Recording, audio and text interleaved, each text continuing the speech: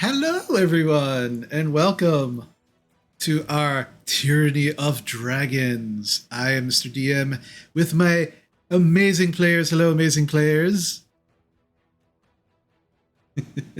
Some quick announcements before we get into the meat and potatoes of tonight's game. I'm going to try and go through them as quickly as I possibly can. And then we'll get started.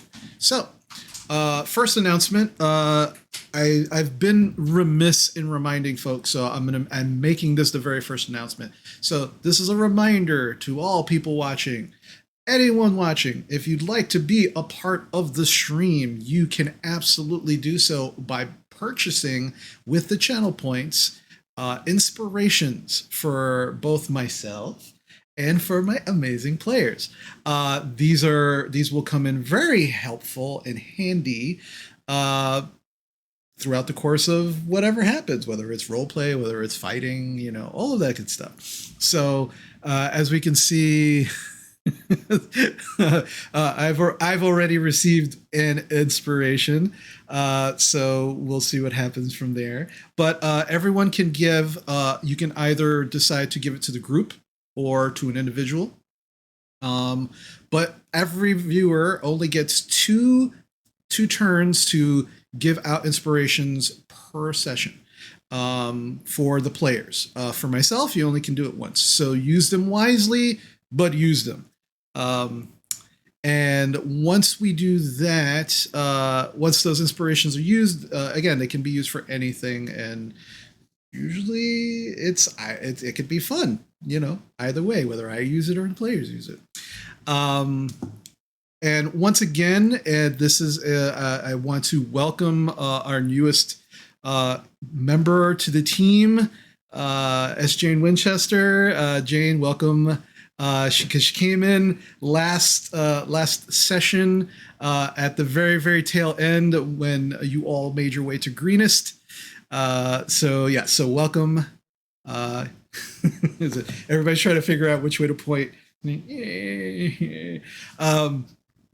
But welcome to the team. Also, next announcement, just to remind folks. So we do have, they're not currently on the stream because again, I'm rebuilding the stream as we go along. But we do have a few goals that we've been trying to meet. We have met them on a couple things. So for every 100 Twitch viewers, we do a giveaway of a 3D printed model of one of the players. So that's still going on. We're not at the 200 mark yet, but we did hit the 100 mark during our last our Lost Mines game. So we had a few people win some 3D printed models, so that was fun. Gene, yours is actually coming fairly soon. It has been painted by the loving hands of my wife, who plays Sarah. So, also, we do have a Patreon. So we, for those who might be not so keen on supporting us by subscribing through Twitch, the bang for your buck will go a lot further if you decide you want to support us through Patreon. So if you'd interested in supporting us on Patreon, not only can you get, depending on the tier that you decide to subscribe to, you can get a number of different things. You can get stickers, you can get hoodies, you can get mugs, and those things are not in our merch store, and they never will be in our merch store. Those are Patreon exclusive things. So right now, the ones that we have currently in our Patreon are with our players and creators logo. But we are slowly inching up to our year anniversary. And once our year anniversary, which is at the end of September, beginning of October, once our year anniversary comes around, and we're probably going to be doing some really cool things here on Players and Creators once we hit our year anniversary. But for our Patreon, every year, if you're a member of our Patreon, your gifts, they are going to change to something new. So if you are in a tier that gives you a t-shirt or a hoodie or a sticker or a mug, you will automatically be getting a new mug or a new t-shirt or with new artwork. But again, all of the artwork that we're going to be using on the Patreon is going to be exclusive to Patreon. You're not going to be able to get it in a merch store or any place else. So you can join. You can check out our Patreon just to check it out if you like, and you don't even have to support us with a subscription. If you're just interested in giving us a one-time donation, you can do that as well. But however you decide to support us, even if it's just following and watching, we definitely love you for that, and thank you so much for that as well. But just want to let you know, the Patreon does help support what we do here in the stream, and also for more things coming down the pike. You know, just this is not an easy endeavor to not only just run games, but just to make sure that all of this looks as beautiful and wonderful and streamlined as it does. And it is a one person operation, this guy. So whatever you can do to support is much appreciated, is always appreciated. So thank you very much, especially to our current patrons. They have been amazing, to say the least. Once again, if you're interested in more D&D, we have our D&D session. We do a D&D session on Thursdays, tomorrow, 7:30 p.m. We do Friday Night Magic at 8 p.m. right here every Friday as well. And please, you're going to see all of the different amazing things that all the players here do for their what they do. You know, some of them have their own streams, some of them have their own audio books and books. And like, there's just so many different things that these amazing people have. During our break, you will be able to see all of the things. Please support all of the things because, again, that's how we uplift each other. We just support each other and all of the great, awesome things that we can do. And yeah, all of these players here are amazing people. And they're not just amazing players, but they are amazing content creators and just creators, like storytellers. I mean, just amazing people. So please, please, please support all of the things that they do. Show them the love. All right. And yeah, I think with that, I'm sorry. The very last announcement, talking about merch. We still have in our store, in our merchandise store, we still do have our Monster Hearts 2 merch currently. It's only going to be there for another month and a half. So get it while you can. Amazing artwork by Isaiah Roa. You can get it in t-shirts, on mugs, and stickers. You know, get it while you can, because once it's gone, it's gone. So you got some time. You got about a month and a half, but we're going to keep reminding you because like I said, when it's gone, it's gone. Exclusive even. So with that is the end of the announcements.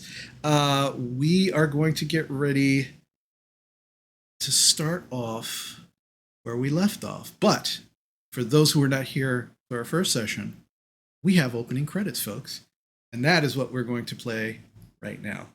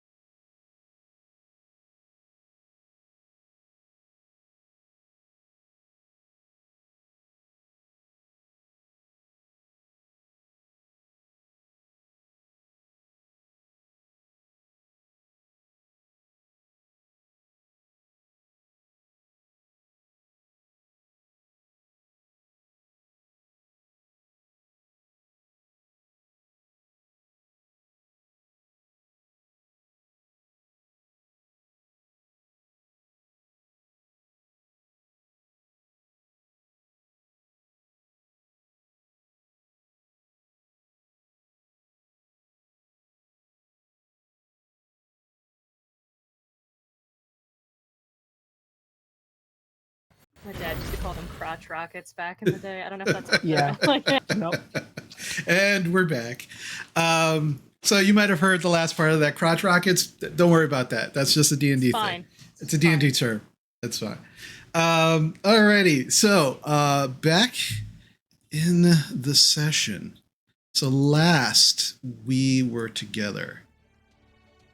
Bocek, Basha, Gwarple, and Drovar, you had made your way to the town of Greenest, where you had undertaken a task for your former employer, but now partner, Gundren Rockseeker, to bring back an enchanter who was requesting some guidance and essentially an escort back to Wave Echo Cave, as this was the almost as southern as you can get for a lot of you, and it was a long journey. And long journeys are often fraught with adventure or danger. And for some reason, yours wasn't. And while you pondered why that might be, you came just at about dusk to the town of Greenest, where in the distance, you could see fires. You could also see a large dragon attacking this town.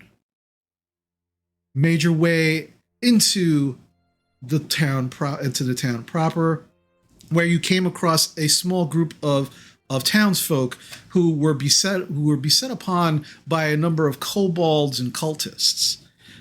They were being held back by a dragonborn by the name of Amala, who you very, very briefly met in the heat of battle. You joined with her to destroy these creatures and watched as this whole town, which you can see fires and flames alight in most places, you can see most of the townsfolk running for this very center where this large keep, the largest and tallest building in this town.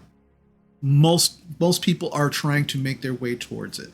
Drovar, at the end of the session, you had taken a watch up on the top of one of the buildings to get a better view, and you saw that while many of the townsfolk were making their way to the keep, there were a number of them being harried by these kobolds and cultists, but that didn't seem to be what they were there for. You did notice a number of these kobolds and cultists actually going into buildings and coming out with sacks and taking off. But there were definitely people also being attacked as well.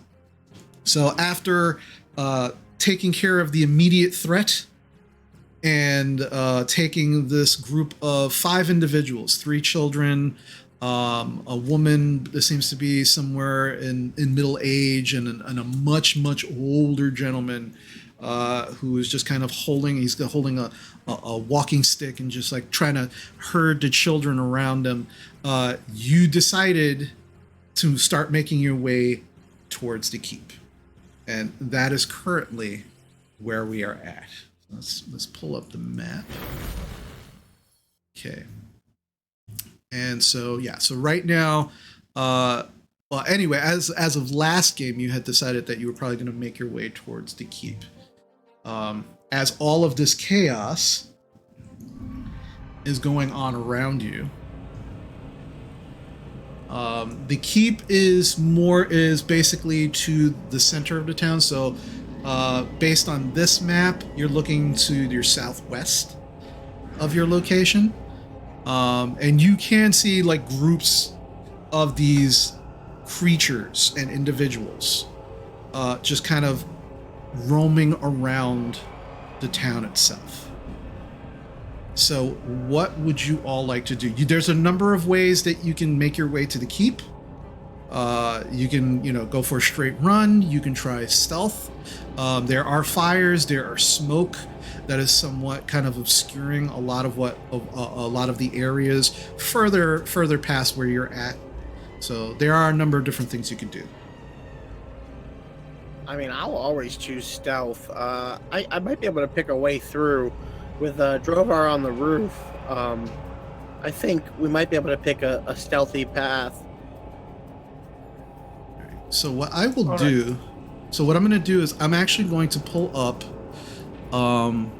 just a general map of the town, so you get a better idea of what you're looking at. So currently, you are all in this section over here,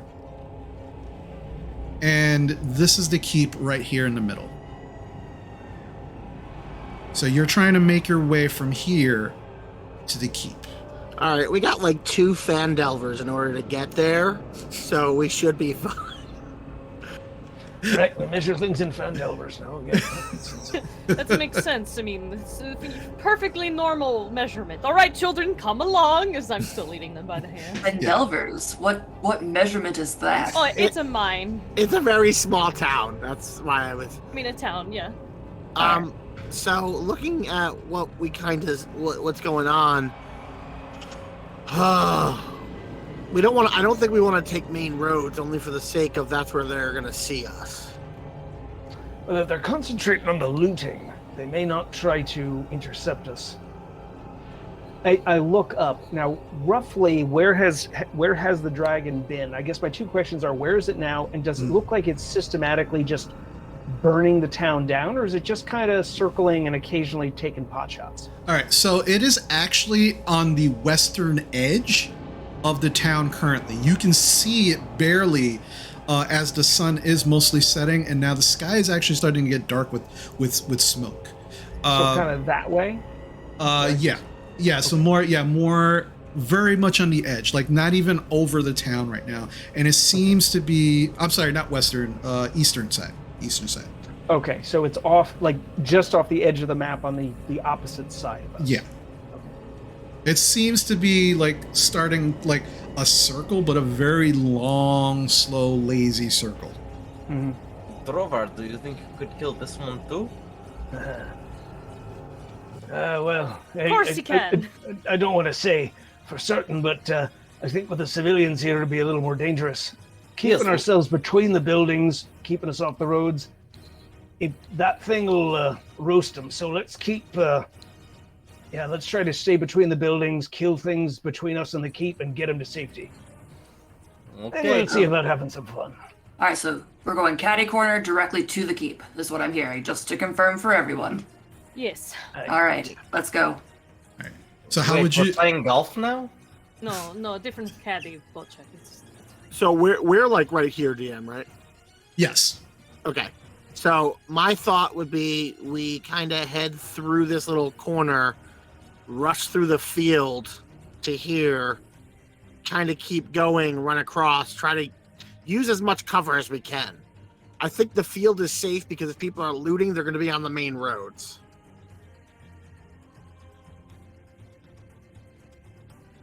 All right. So is that the plan? Yep. Okay. All right. So I would like all of you to make a stealth check for me. And when that is done, I would like one of you, and you get to decide who, to make a stealth roll for the 5 individuals that you are with. Now it's going to be one roll. You don't have to roll 5 times. Is Amala wearing full plate or chainmail? Chainmail. All right, I go. Oh boy, this is gonna be bad. Just follow our steps and may the pack guide you. And I'm gonna cast guidance on Amala. Okay. I also just rolled a 17 for stealth, so we're good. Oh, with the disadvantage? It's disadvantage for this? Yeah, because you're wearing chainmail. Oh, Yeah. right. Cranky. With disadvantage, that's a 3. So you get to roll a d4 with that. Alrighty. I don't know how much better it's gonna get, but Yeah.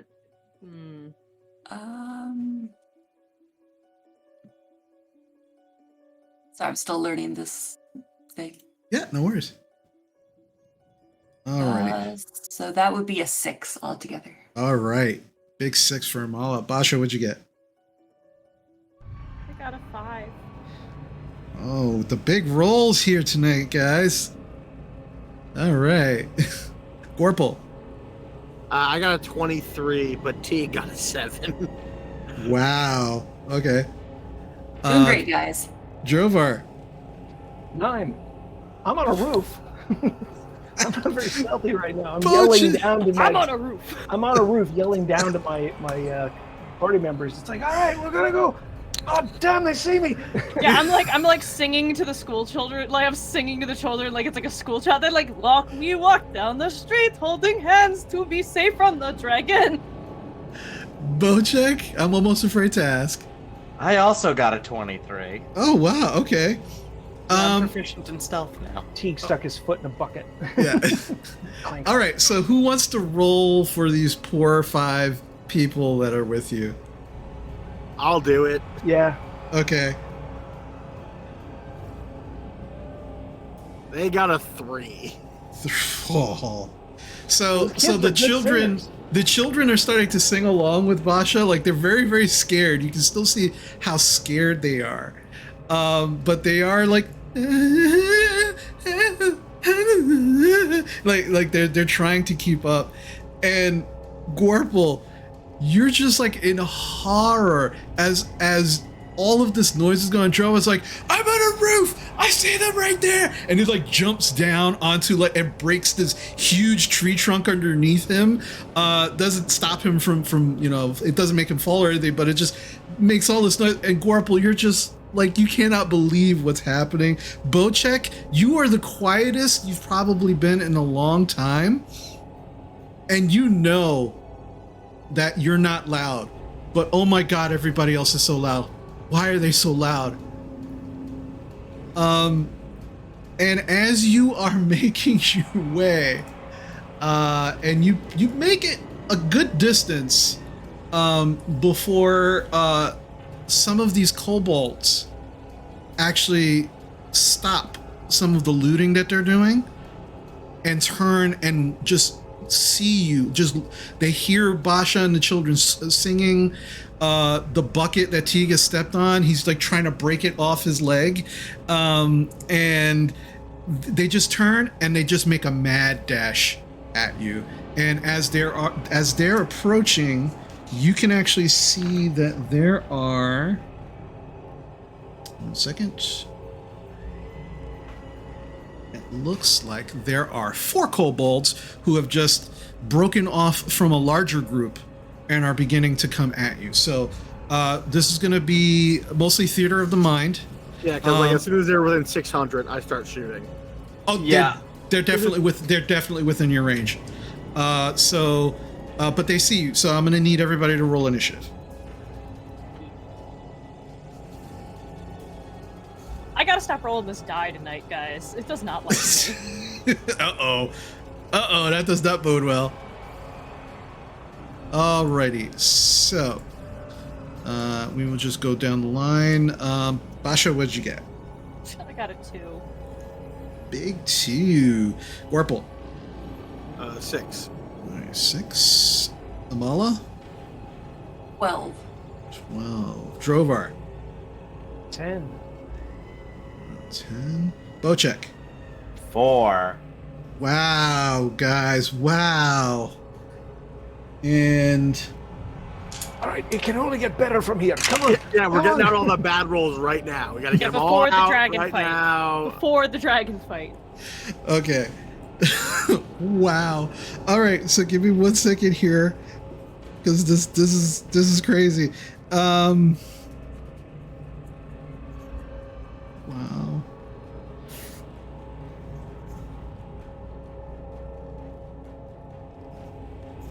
Can't wait to cut these things in half. Yeah, it's Yeah, probably great. going to happen, but they are they got an 18 under initiative, so they get to go first.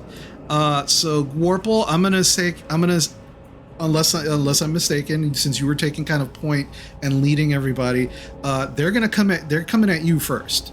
And they are, let's see. It's only 4 of them, but they're coming right at you.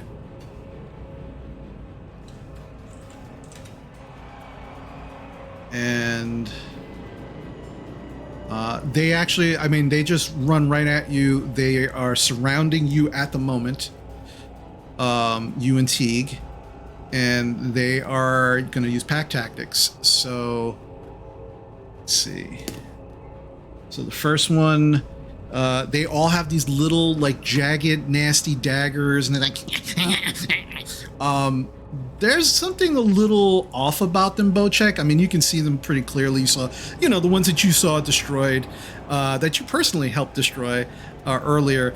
There's something a little off about these kobolds. They seem to be more feral. Can I attempt to say something before they attack me? Sure. What would you like to say? In Draconic, I go, I'm bringing them to the master.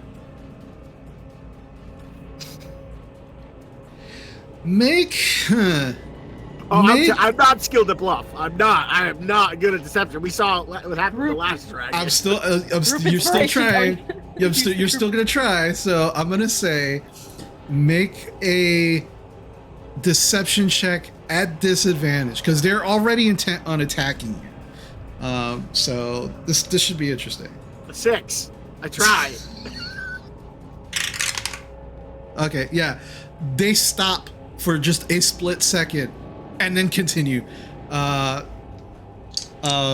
definitely understood you, but didn't seem to hold any water with them.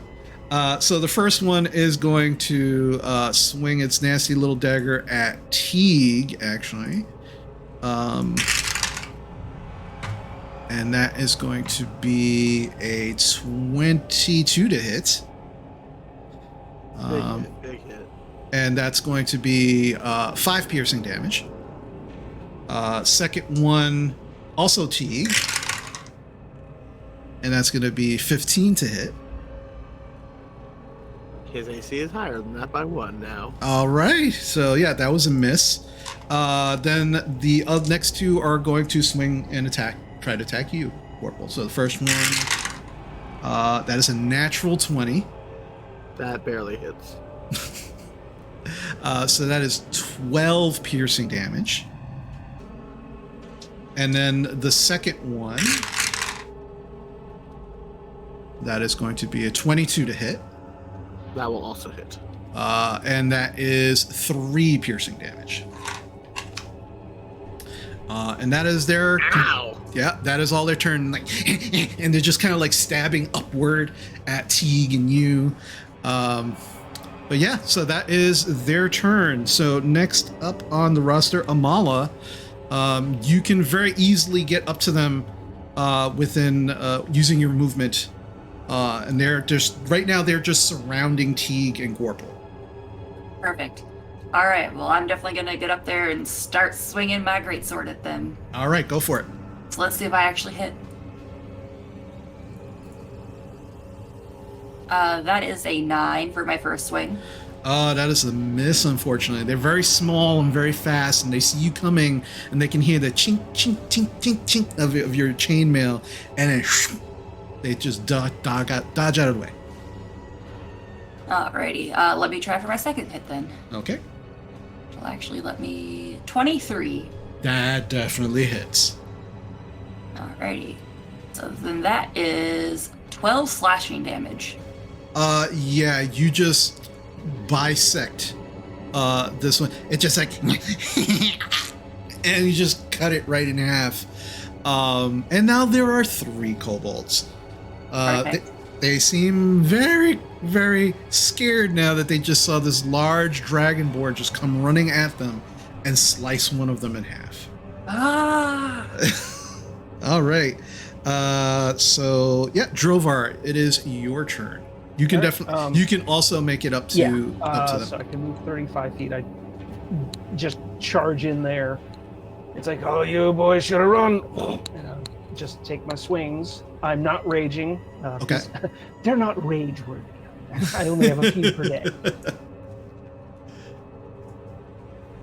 Okay, first swing is a 25. That definitely hits. 12 points of damage. You behead one of them. The head just goes flying like you just punted a football. Second swing is an 11. Unfortunately, just misses.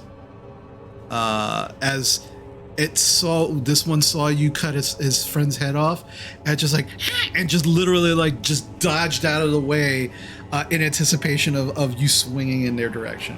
Okay, I just kind of finished the swing around. I'm looking at him. It's like, you're next. Oh yeah, yep. All right, so 2 left. Drover, that's your turn. It is now Warple's turn. All right, I'm gonna test out Sturge King Rapier, and I try to stab the other ones. Yeah, go for it.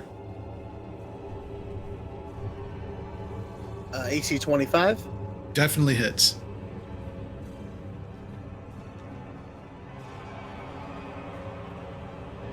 For a total of, hold on, what the frick? That's not correct.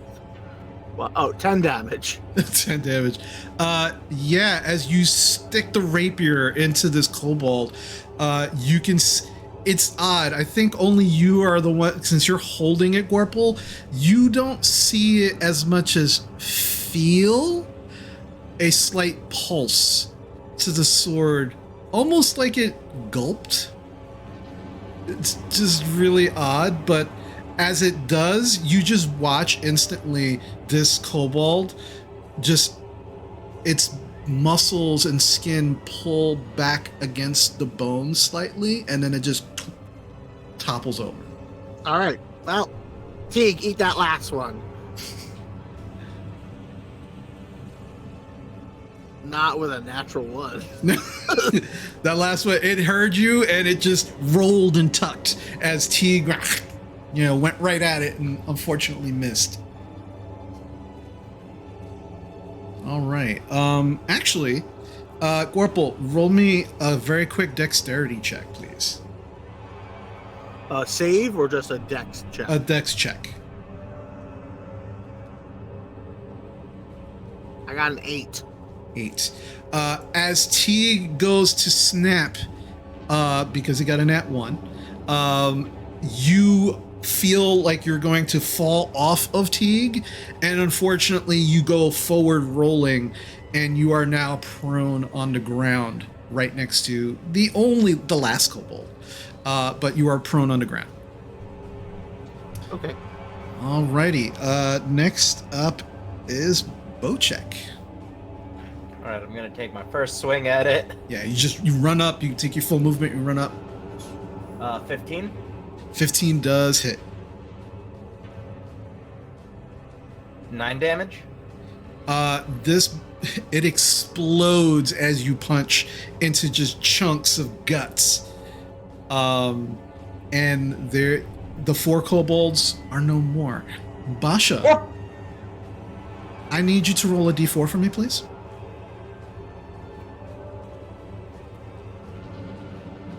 That's a 1.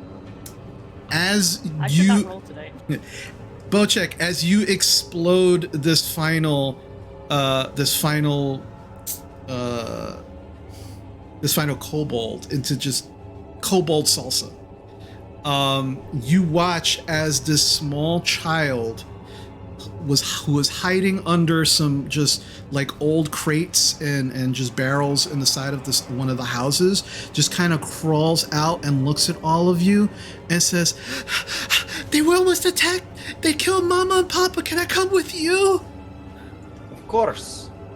I'll hop into Bocek's arms. Bocek carry. Make a persuasion check.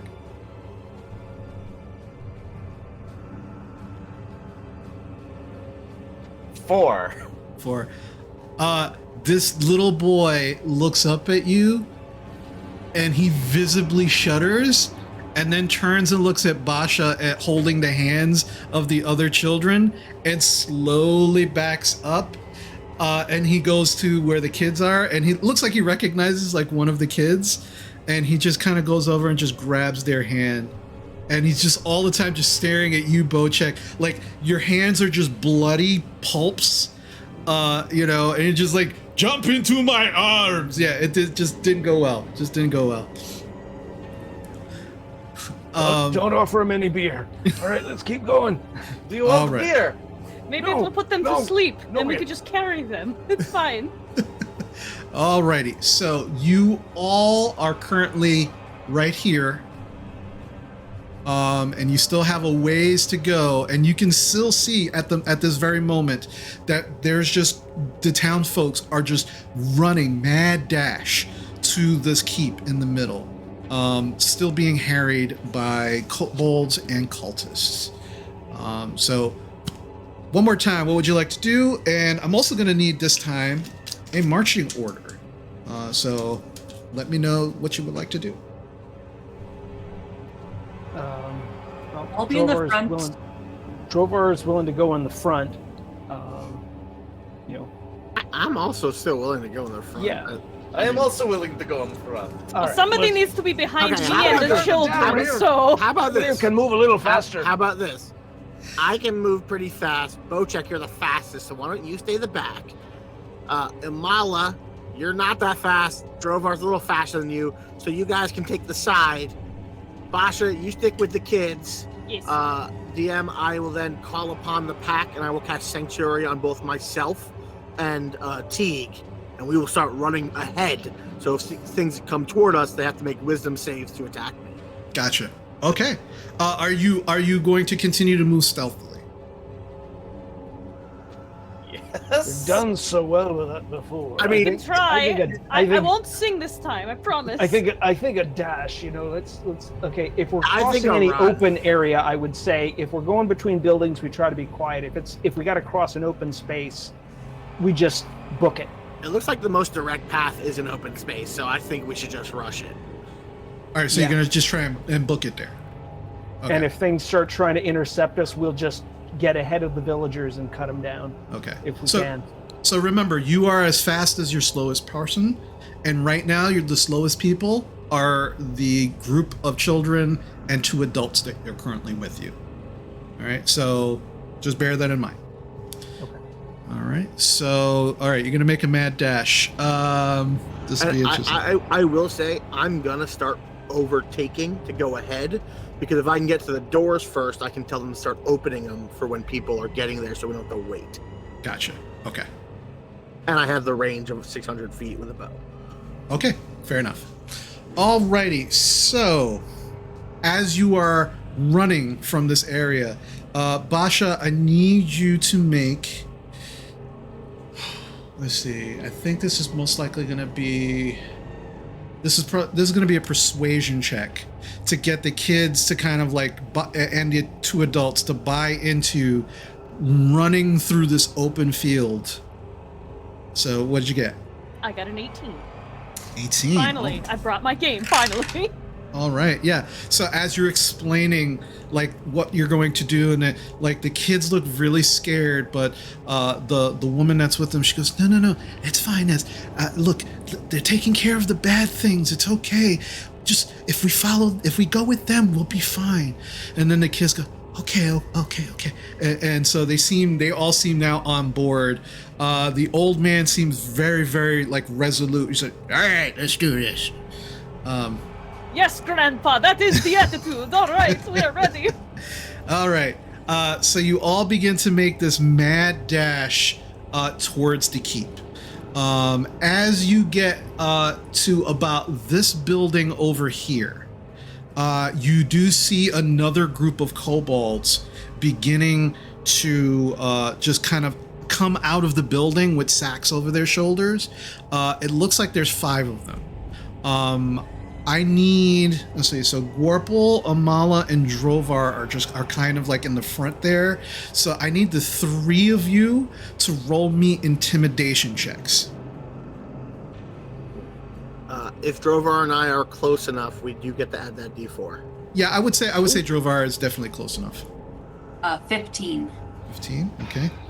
Gorple?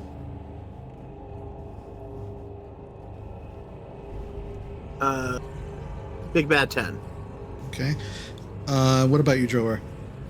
Natural 20, and then a 4 on the D4, so that's a 28.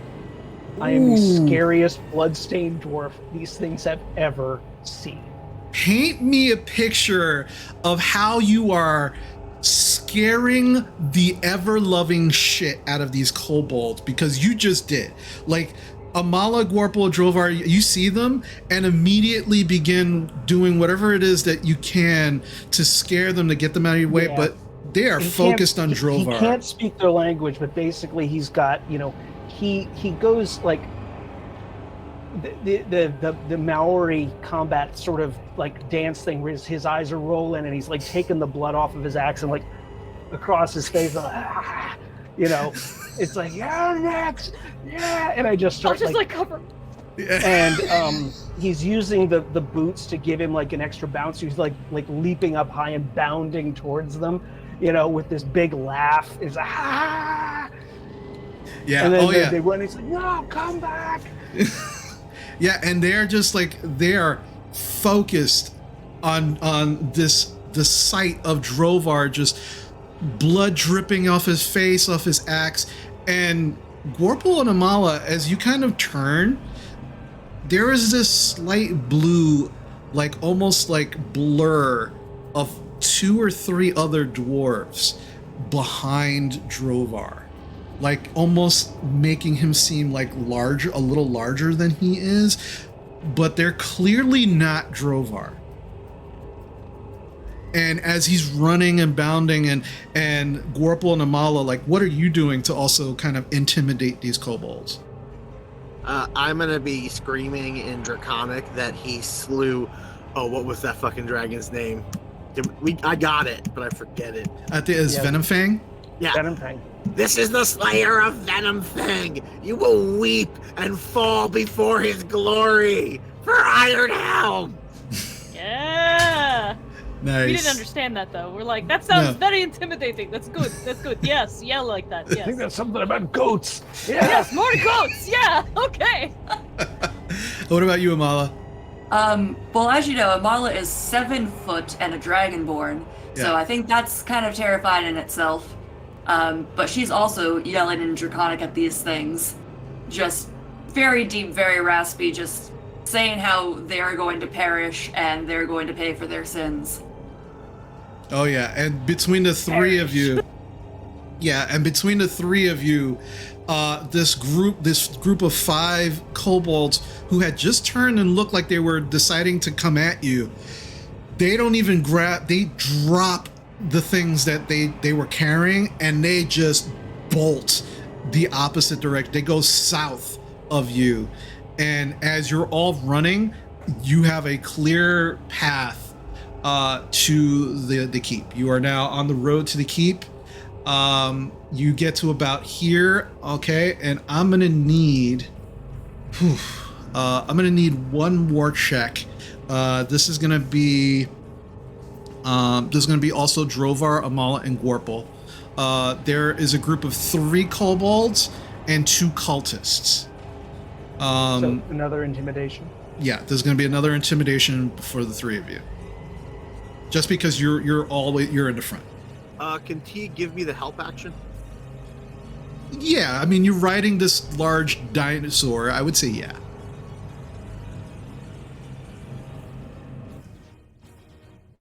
All right, Mala, what'd you get?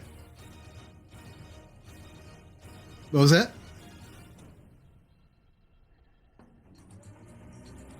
All I right. muted. Nine. Yeah. I got a 9. Okay. I didn't know Gorpal, I was muted. I got a 16. 16, and Drovar. This time, with everything added up, it was only a 12. So, Drover's kind of like, that worked pretty well. I think, he tries to put the game face on again, and he's not in character. He doesn't get it. This is the timing. Like Amala has looked at Drover and be like, I like you. Yeah, whatever.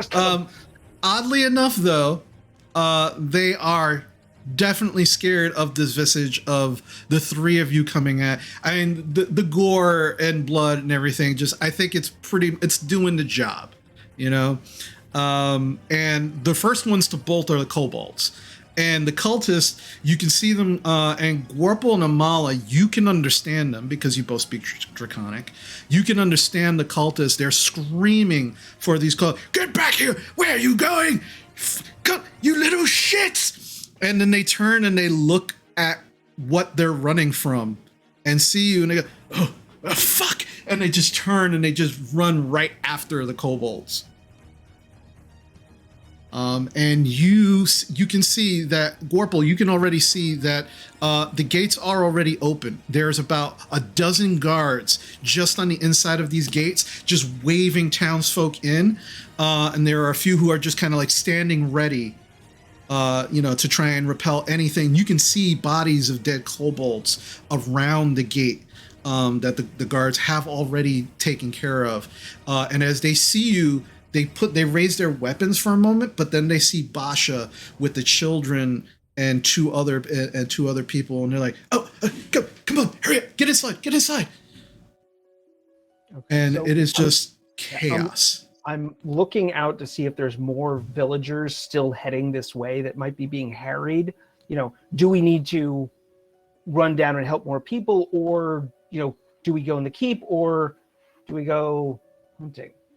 He's looking around now that we're kind of up on the hill and have a better, some altitude. Make a perception check for me. Okay.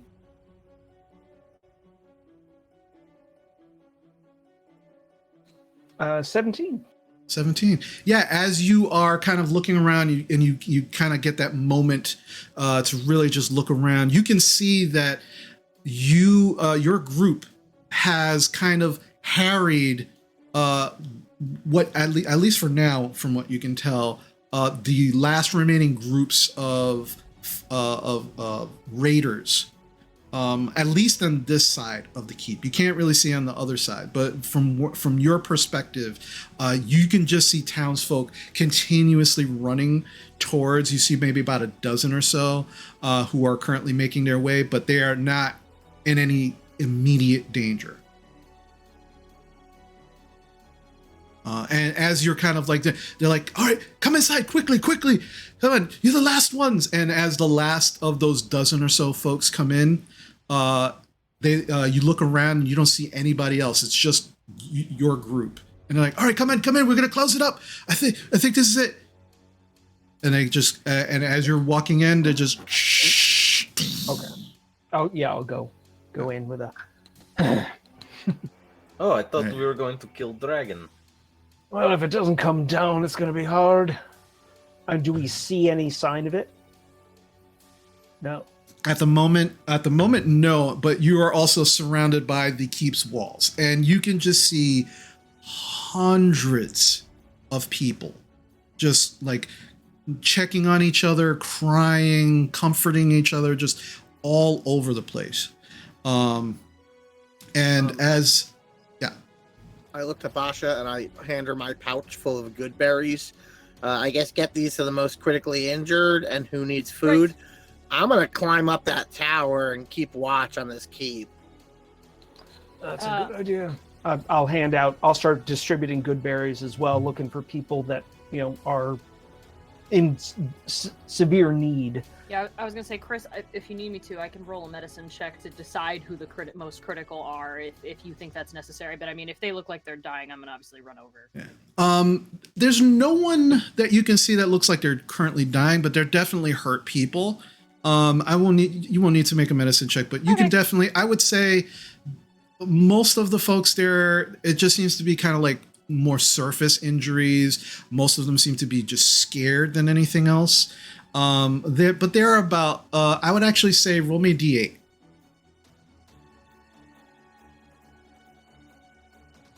Three. You can see 3 individuals who are kind of like on stretchers, who just are like barely moving. That if you make your way to them and you give them a good berry, it definitely seems to help them. Their wounds definitely start to close. And they seem to be in better spirits when you're done with them. Yay. And their family members or whoever it is that's with them, they're very, very appreciative. I'll hand out Warble, by the way. of the good berries that I have. I've 12, I think. I will hand out 11 of them to kids because they're the ones who will need a full belly today. And this way it's a little less, of the provisions that were salvaged. Okay. Just like, here, eat that up. Yeah, it'll fill your belly for the day. Make you feel better. I'll be here for a bit. Yeah, they take it without any problems, without any issues. I'd like to head to the other side of the keep, see if there's a second entrance on that side, see if that one's been closed up yet. Okay. From where you're at on the basically on the ground level of this keep, on the entrance of this keep, you notice that the way you came in is the only way in or out of this keep, and it is heavily being fortified in this moment by the guards. The guards are they're putting the large large piece of wood right, barring the actual gates. They're starting to push wagon carts in front of the actual area as well. And you can see that there were a dozen guards on the outside. There are definitely a hell of a lot more guards. You're losing count at about 50 to 60 guards at this point, especially with all of the chaos that's happening around you right now. And as you're kind of taking your time, looking, checking out the area, checking on the people, handing out the good berries, you can see in this moment this human man, maybe in his late 60s, making a beeline for your group. And he has two guards on either side of him. And you can see that he's wearing this very, very nice blue silk tunic that is somewhat torn up and bloody. The whole right side of his face is bandaged, and his right arm is in a sling. And he's making his way just right towards you. And he's like, I don't know who you are, but thank you so much for helping my people. I would normally welcome you in a different way than this, but I hate to be so blunt. Who are you? Hello, I am Bocek. We're travelers down from Fandelver, if you've heard of it, but we were here on an errand and just happened to show up in time, and glad we were able to help. Your timing is much needed at this moment. I'm Tarbell Nighthill. I'm the mayor of Greenest, and my guards let me know that you had brought some of our people in, and I can't thank you enough. And he just kind of looks at you all for a moment. He goes, "Are you adventurers by any chance?" We've had a few of those, yeah. Please come with me. Come with me. And he turns around and he begins to lead you into the actual tower itself. Can I get his name one more time? Tarbaugh Nighthill. As you're kind of making your way up, there seems to be about three stories to this tower, and then the actual parapet, which is on the outside. And as you are making your way up, he begins kind of very hurriedly explaining to you what's been going on. It's like, the attack just came out of nowhere. My guards could handle, those insect kobold creatures, but the worm, it just came out of nowhere and just began shooting its lightning at some of the buildings, and I'll show you. And as you get to the top of the tower, and you're now on the outside, you can now see all of Greenest from your location, and you can just see fires in various locations all around the town. And now you get a pretty good view of the dragon. And while it is still far off, it is immense. And it is definitely a blue dragon. How big are we talking? It is an adult blue dragon. So generally speaking, anywhere between 23 to 26 feet. And that's not from tip to tail. That is just, if it was sitting straight up, it is just immense. Like ballpark figure, like twice the size of the one of the small the one we fought before. It's actually about 3 times the size. Okay. Well, that's a tad larger than the one we killed before. But Look how we learned glorious some it things. is, though. I'm sorry. It looks glorious. It looks like a dick. Yeah, there are no I mean, really. yes. There are no good dragons. Yeah, there are. Yes, there are. kind of Wait, point. I point at the paladin. It's like, well, there's we fought along saints, and we fought along this dragon person. Dragon woman. That's not a dragon. Woman? My name is Amala, and I'm a dragonborn. Amala, pleasure to meet you officially. Pleasure to meet you as well. I'm Gorple. This is Teague. And A lot of the Bachelars. folks here talk to things that you can't understand, but apparently they can understand you. I've just had to get used to it. She picks up her spellbook. Yeah, that'll look at you sometimes. Yeah, Mala, you look at Basha's spellbook, and there is very clearly a face on the cover, and its eyes open. And while it's disconcerting to actually see a face and eyes open on a book, the eyes themselves, you just see words just kind of like almost like lazily going past through the eyes itself. There's no iris, just where the whites are, there's just like words and glyphs just kind of going past.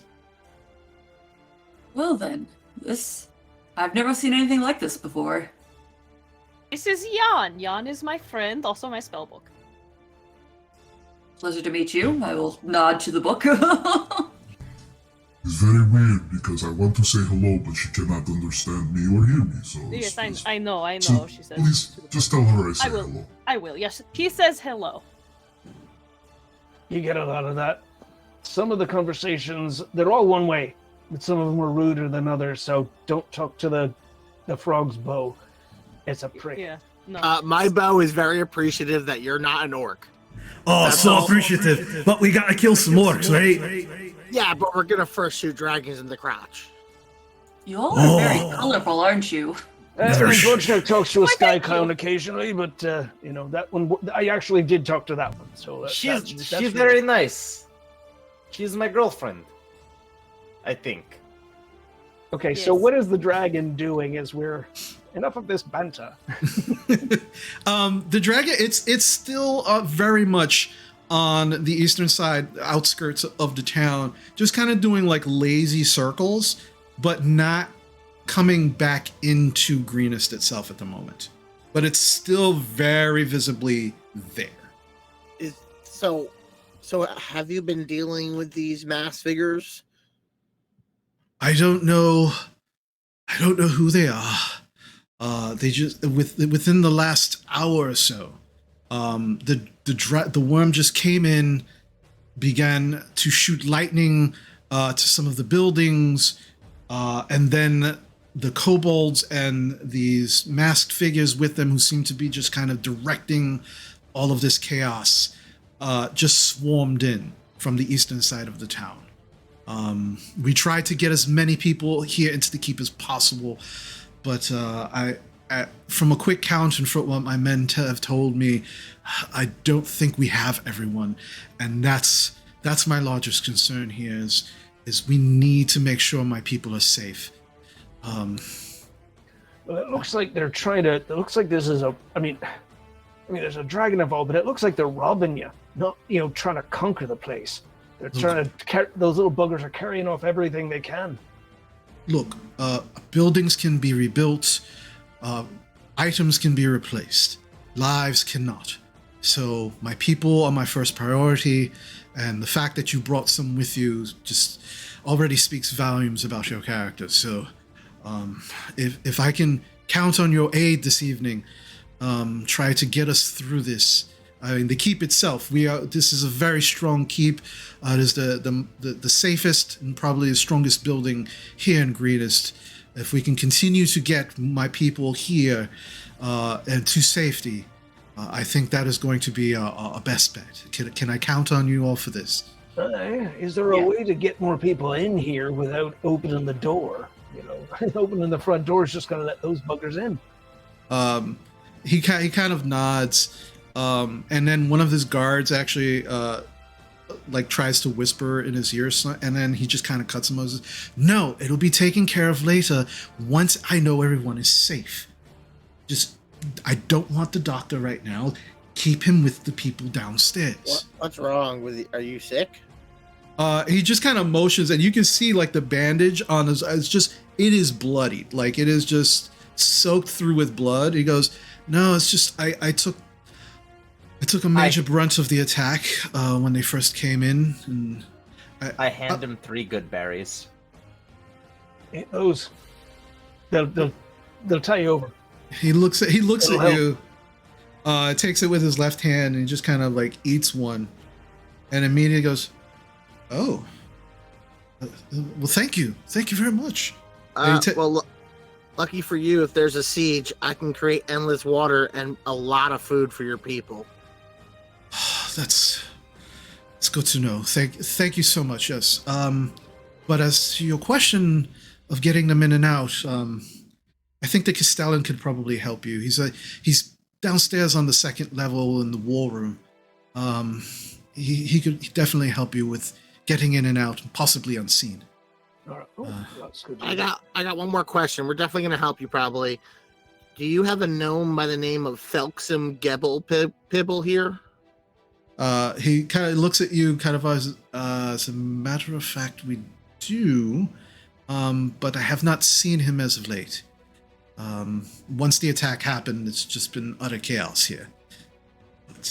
But you feel free to search for him here, but I to be very honest, I'm sure he would have made himself known to me the moment he was here in the keep, and I have not seen him.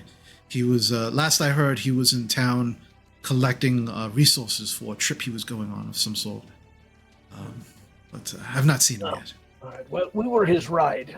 That's why we're down here. Oh. So we'll definitely want to take a look for him, but that's sort of a secondary thing now to helping you out. Whatever, as I said, whatever you can do to help would be very appreciated. He points out at the dragon that's circling around. He's like, is that, generally those things are pretty territorial from what I've heard. Have you always lived knowing there's one somewhere nearby, like that blue one your grandmother's talked about or anything? I don't know where it came from. I've never heard of worm of any sort in this area for centuries. So I don't know, honestly, if you're asking if I know why the attack or where it came, I know is probably as much as you. But answers are second at this moment to making sure my people are safe. All right, then. Well, let's talk to this the Castellan of yours. All right, his name is Escobert the Red. He's, as I said, he's on the 2nd level in the war room. And as you kind of begin to make your way down the stairs, one of the guards escorting you, you can actually see that the mayor doesn't leave. He just continues to look out across the parapet, just out with his guard. Yeah, it looked like we lost you there for a minute, Bocek, and we got you right back. That's awesome. All right. So you make your way down to the 2nd floor. To the war room, and as the doors are open for you, you can see a rather large room. There's about maybe half a dozen guards in there, and they are surrounding this round table where on the opposite side from where you walked in, you can see a dwarf in full plate mail, bright red hair, just kind of almost like poofed out slightly, and you can see that at some point probably earlier today it was in better condition, but there are singes to it. there is blood that is just all over his face. And you're not sure if he's actually still bleeding or not, but there's just blood caked on his face. And they're looking down at a map of Greenest. And as you walk in, the guard says, "Sir, Castellan, the mayor has these adventurers here. They're willing to help." And as he looks up, you can see that he's actually standing on this large crate. He goes, good. And he just jumps down off the crate and makes his way over to it. And he starts shaking your hands all like violently. And as he's shaking your hands, there's this jingle to him. And as you look down, there are massive rings of keys on the right side of his body. At least 4 or 5 that are on like his belt. And so as he's shaking each of your hand, there's just like this jingling of all of these keys. And on his back, you see this massive warhammer. He says, "All right, good help. We use all the help we can get. All right, I'm Escarbert the Red. More red today than ever before. So, what can I do? How can you help?" Well, we're traveling through here and saw the trouble and managed to get some of your folk into the gate. The mayor has asked us to continue helping, maybe trying to bring some more folk in now that you closed the gate. So we're willing to pitch in with that. Oh, good. Because I was just going over here. I'll show you. And he leads you over to the table. And as he leads you over to the table, you see this map. And he begins to I was just going over it with these men, but and he kind of looks the guards up and down, and he looks all of you up and down. And he goes, "You seem like you'd probably be more up to the task than them. No offense, fellas. You seem like you got more experience, to say the least. All right. Yeah, we want to get, here's the problem. We want to get in and out. We want to keep opening up the Sally Port. We keep opening it up. Those kobolds are going to probably get the idea that they can probably get in here. So we want to keep that closed, keep that locked up tight. But I know of a way to get in and out quiet-like. Right about here, we'll go downstairs and I'll show you, but there is an actual secret tunnel that will actually lead you outwards. And it goes from here, and he begins to kind of point his finger, goes right from here, and it opens up right over here by the small river. All right? Once you get to the river, you open it up. You should be able, as long as you keep that location safe and secret, you'll be able to get people in and out. No problem. All right? But here's the problem. Tunnel hasn't been used in a while. So he starts going through some of his keys, and he pulls off a ring. He pulls off one of the rings, and he actually takes this big brass iron key, and he just shoves it into your hand, Drovar. And he goes, "All right, so there's a lock to get in. That's the key to the lock. All right, once you get in, nobody's used that tunnel in almost a decade. So make sure it's safe. If there's anything in there, clear it out. But once you get out, again, keep that secret door fucking secret. Right. All right? And then you can use it anytime to get in and out." Understood, sir. All right. Yeah, as you salute him, he looks at you for a moment, and he salutes you right back. Sorry. Just, in Dwarven, it's like, retired sergeant, 3rd Stone Guard, out of Mirabar, right? That's the home city? Yep. Out of Mirabar. Good. Someone who knows how to follow orders. Good. Pleasure. Well, All right. I didn't follow them quite as well as I should, otherwise I wouldn't be retired. But well, yeah, we do our best. I know what you need. Yeah, good.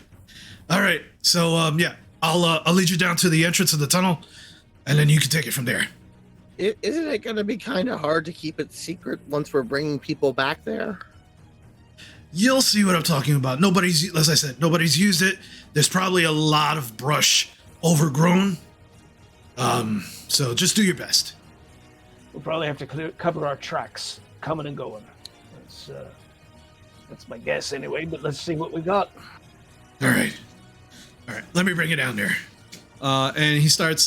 He barks some orders to the men that are there, and he begins to lead you down.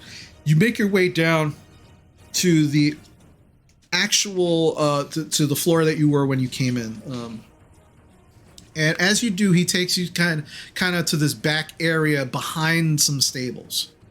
You actually have to like push your way past a few horses to actually get to this locked doorway. And as you get up to this doorway, there is like a whole bunch of crates and old just old, like it looks like people just piled up garbage in this corner. And he's like, all right, I need your help. Clear this out. And you all begin to kind of like move all of this crap out of the way. Bocek, you're just like taking armfuls of stuff and just moving it, making it very, very, very easy to make your way through here. As you get there, now it's cleared out and you can see this old rusted lock. He pulls out another key. He goes, no, that key is for the inside. It's locked. The secret passage is locked on the inside. Wait. Yeah. We have a thing for that. And he goes and he takes... I've got the key. Yeah, and he takes another ring off and he unlocks that lock. And you watch as it's just like... It's like rusted and you can hear it like squeaking. But eventually the lock pops off. And he opens it up. He's like, all right, so we're going to keep guards right here.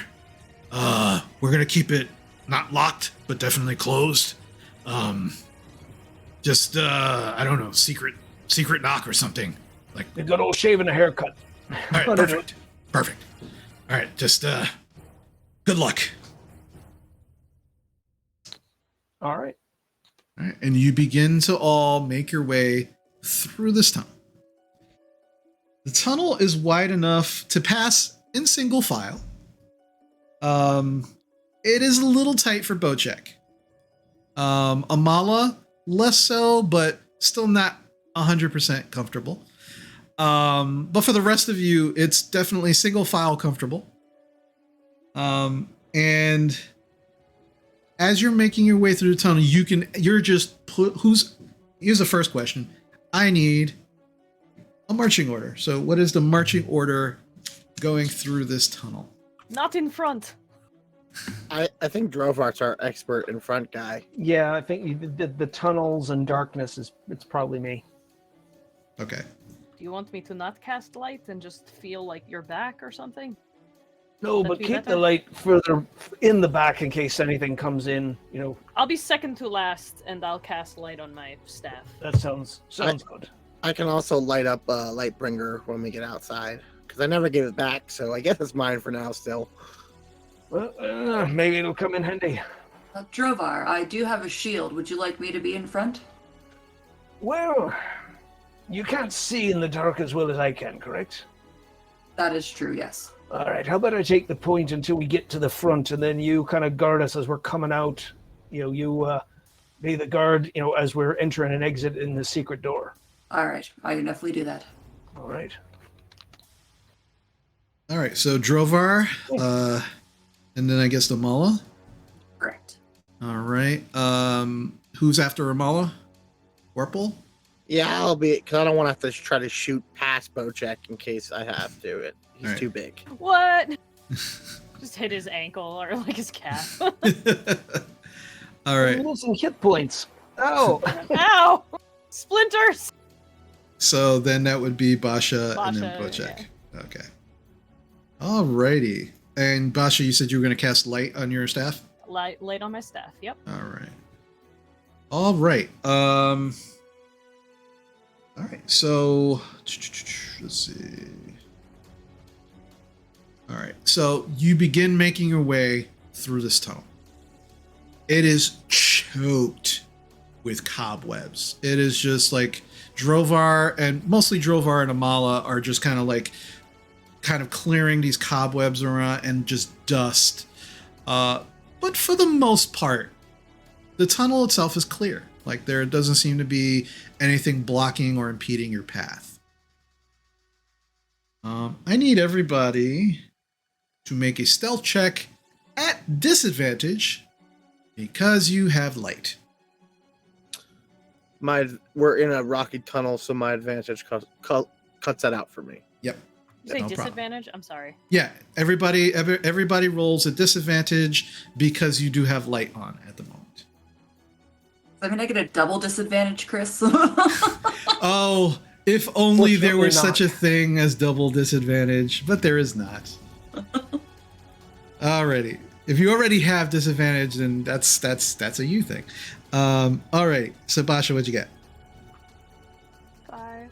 5. Gorple? 21 for me, 20 for Teague. Okay. Nice. Amala? Or Or Drovar? Damn. 12. 12. Bocek? 14. 14. Okay.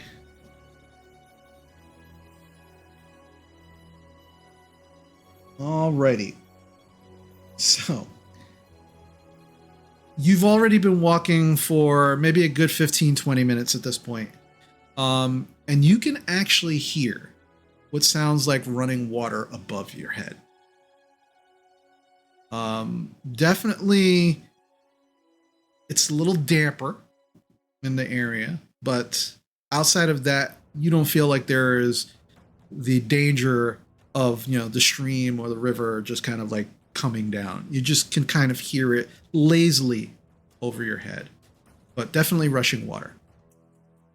And as you feel like you're probably getting close, because you were told that the exit was by the actual river, you begin to hear a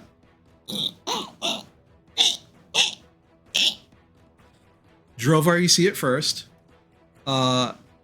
You see 1, 2, 3, 4, 5, 6, 7, 8, 9, 10, 11, 12 rats.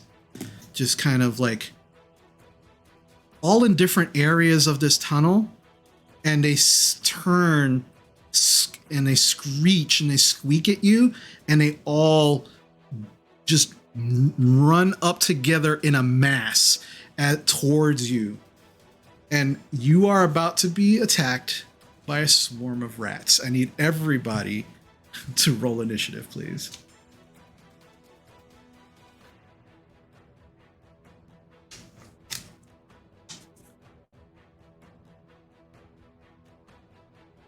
Alrighty. Bocek. 7. What are these great rolls tonight, guys? Drovar. Drovar, 13. 13. Nice. Amala. 4. 4. Warple. 10. 10. Basha. 13. 13. And the swarm of rats. Okay. Swarm. Drovar, what is your dex modifier? Dex modifier is +1. +1. Basha, how about you? 0. Okay, so Drovar will go first. All right. Okay.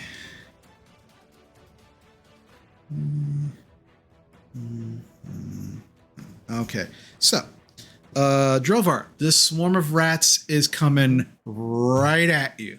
You're up first. What would you like to do? Okay. I'm gonna, start playing golf essentially with these guys as they're coming up. Just Okay. Go for it. he's never dealt with a swarm of rats before. He doesn't know if this was gonna do anything. An 18. 18 definitely hits.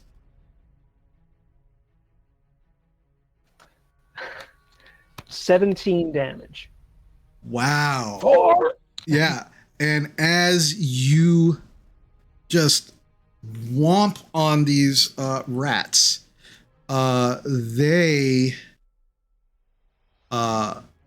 you just watch as a good number of them just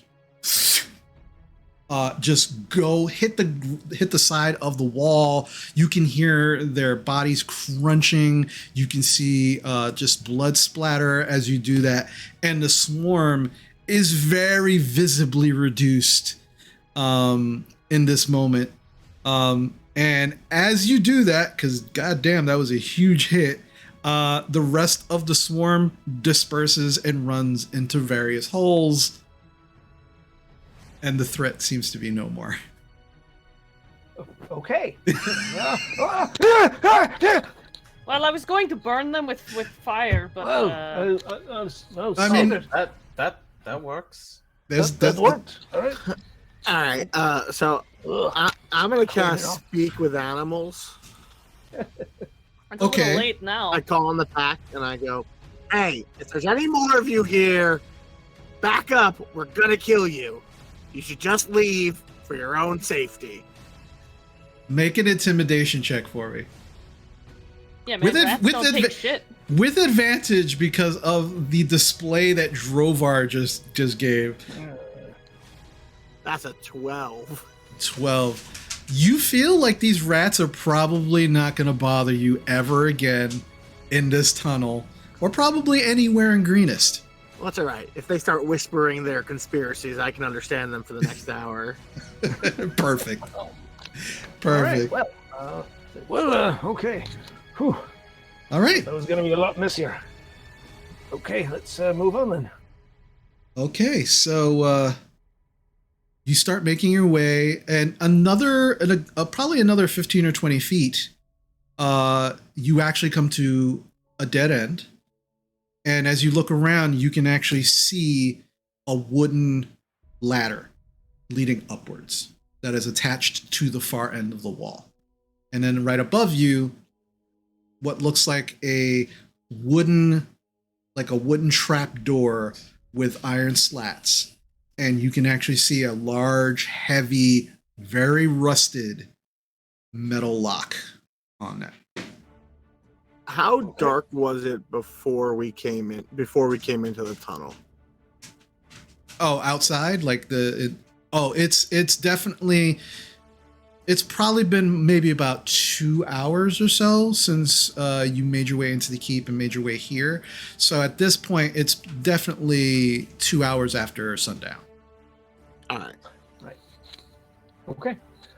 Drovar climbs up the ladder and kind of gently inserts the key and starts turning it, but seeing how rusty the other one was, it's just kind of. All right. I'm gonna doesn't try to force it. I'm gonna need a dexterity check to see how delicate your hands are in this moment. Yeah. Could have been a thief. No, I couldn't. Dex check.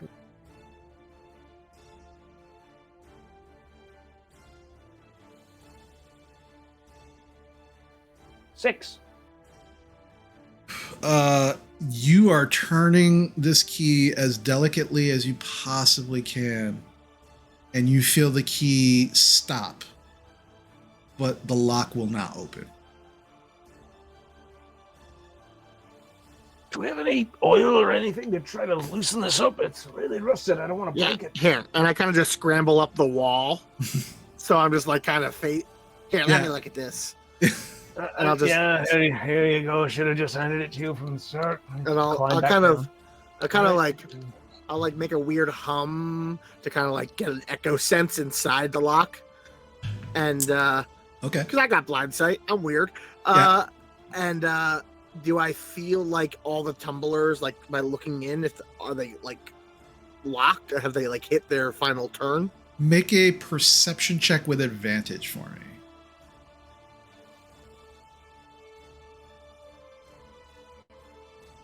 22. It doesn't seem like the key has completely turned all the way. There are at least 2 tumblers that have not opened yet. All right, I will attempt to kind of like wiggle it a little, maybe pull out a lockpick to help assist because it's an old lock. Okay. All right. Make another dexterity check. The DC is a little higher. Is this a thieves' tools check? Because I'm proficient. Yeah, because the key's already in there. I will say yes. This is a thieves' tools check. So Natural 20, baby, for 27. yeah, you are able to shake loose some of the rust that was blocking the key with your thieves' tools, and as that piece of rust is just kind of knocked out of the way, the key, even though you still do have to force it, you feel the key definitely complete its cycle, and the lock pops open, and it is not broken, thankfully, but it is definitely open now. All right. I kind of passed, I guess, the lock to Drovar because it comes off. Okay. Right. I put the lock and key in my pocket and say, all right, go on, take a quick look around. Amala, if you follow him up and just stand point in case there's something out there, and the rest of us will go up. So, before we go up there, we are going to, I'm assuming, attempt to stealthily leave and, like, move before we get into town so they don't find the entrance. Yeah. Okay. Well, I think once we get up there, we got to look around and try to find places where, if there's still people there, they'd probably be hiding in certain spots. And I guess we want to try to figure out where those places would be and check them for survivors and then escort them back here. Okay, but the point is we don't want to get caught coming out of here. Right. Okay. Amala, I don't really know you, but you seem to understand Draconic, which is weird, but you're a dragon person, I guess, as Drovar has pointed to me. I guess you're going to be part of this, but I need you to trust me. Do you trust me? I mean, I do not know you, but you are doing good work, so I'll say yes. Sweet. That's the best. All right. I reach into a special pouch and I pull out a strange, like, unguent, and I draw a symbol on your face. I draw a symbol on Drovar's face, and I draw a symbol on my face, and I will activate an emboldening bond just to help you be stealthy. Then I will also cast guidance. May the pack guide you on Amala as well. Try to be as quiet as possible. I hate your armor.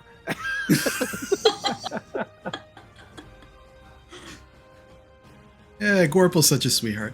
All right, so Amala, you're gonna make your way out of the trap door. I am. Alrighty, so I need you to roll me a stealth check. Alrighty. It'll be a straight roll because of the. No, it'll be still a disadvantage. She just gets to add 2d4 to it. Oh, 2d4. That's right. 2d4? That's Okay. right. I gave her guidance And the and emboldening, bond. yeah. Alright, then I add, you said 2d4? Oh yeah.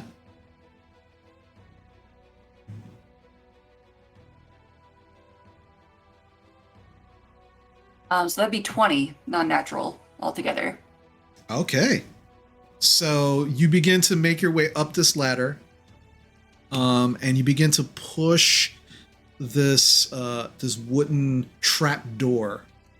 And as you begin to push it, the lock is off at this point, so you're able to the actual latch that was holding it has swung downward, and you push it, and it's a little. There's a little resistance as you push, and as it slowly opens, the rest of you can see kind of like dirt and small rocks and pebbles begin to kind of like fall down as she pushes it. But Amala, as you kind of push it open and make your way out, first thing that hits you is the acrid smell of smoke in the air. You are definitely outside now.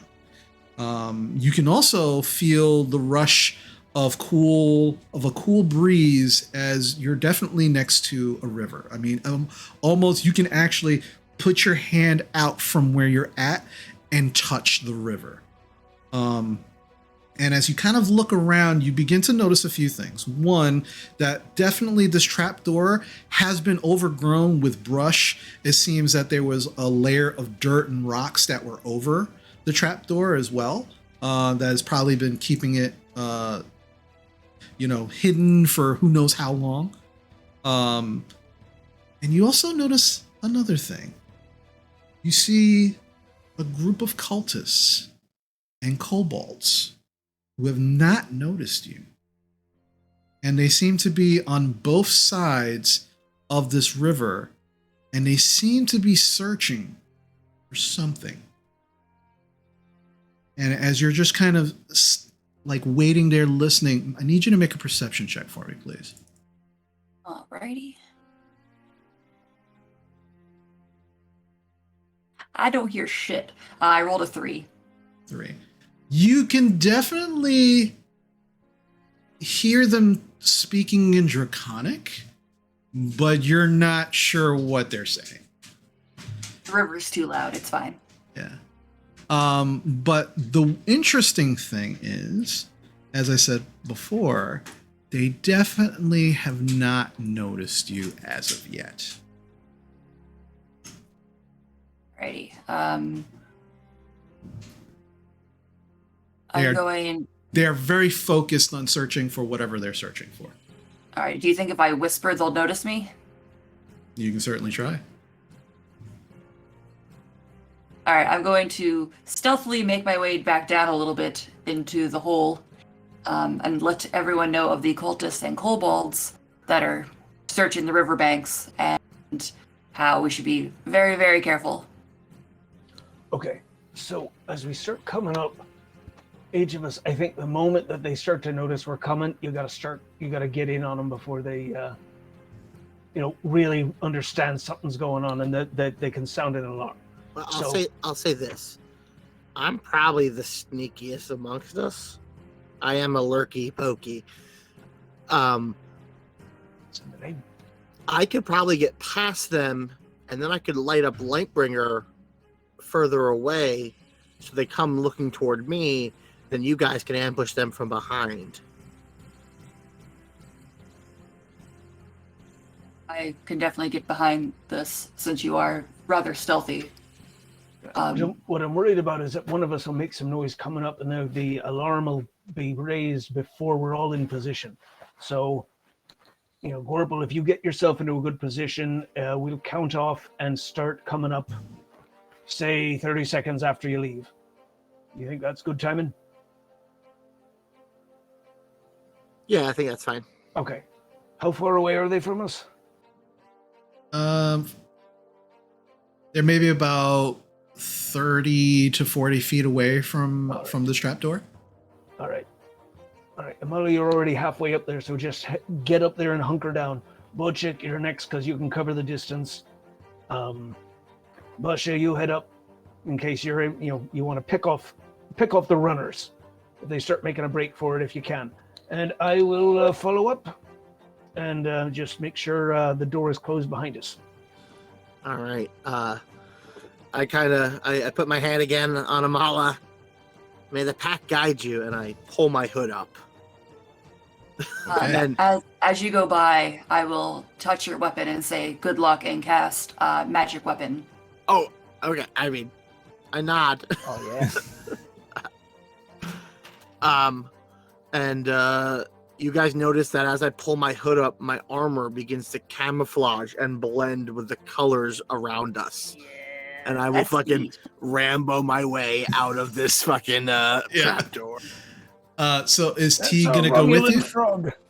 I'm gonna leave Teague back because I know that I'm much stealthier than he is. Because my idea is, GM, to get past them further down the river, light up by like one of the bushes, so they're like, "Oh, that's where it is," and come chasing me while everyone gets out.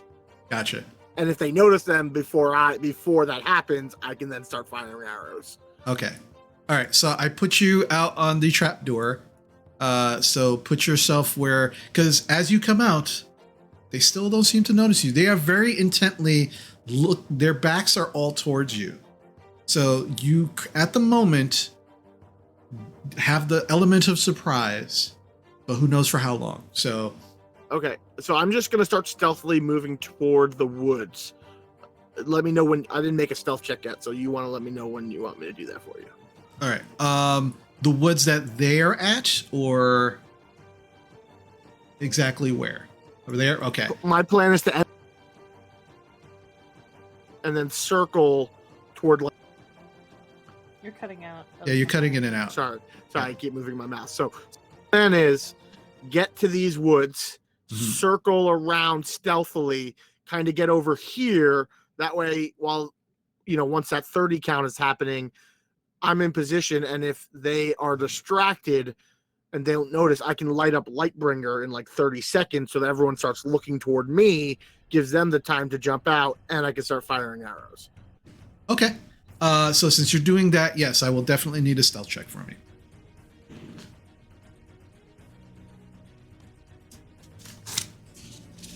I have a 27, and you have disadvantage to see through my stealth. Alrighty. Because they are actively looking for something, so. Alright. Alright, so begin to move yourself where you would like to go.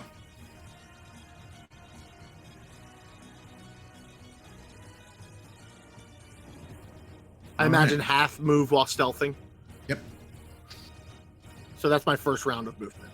Okay. They don't seem to notice you.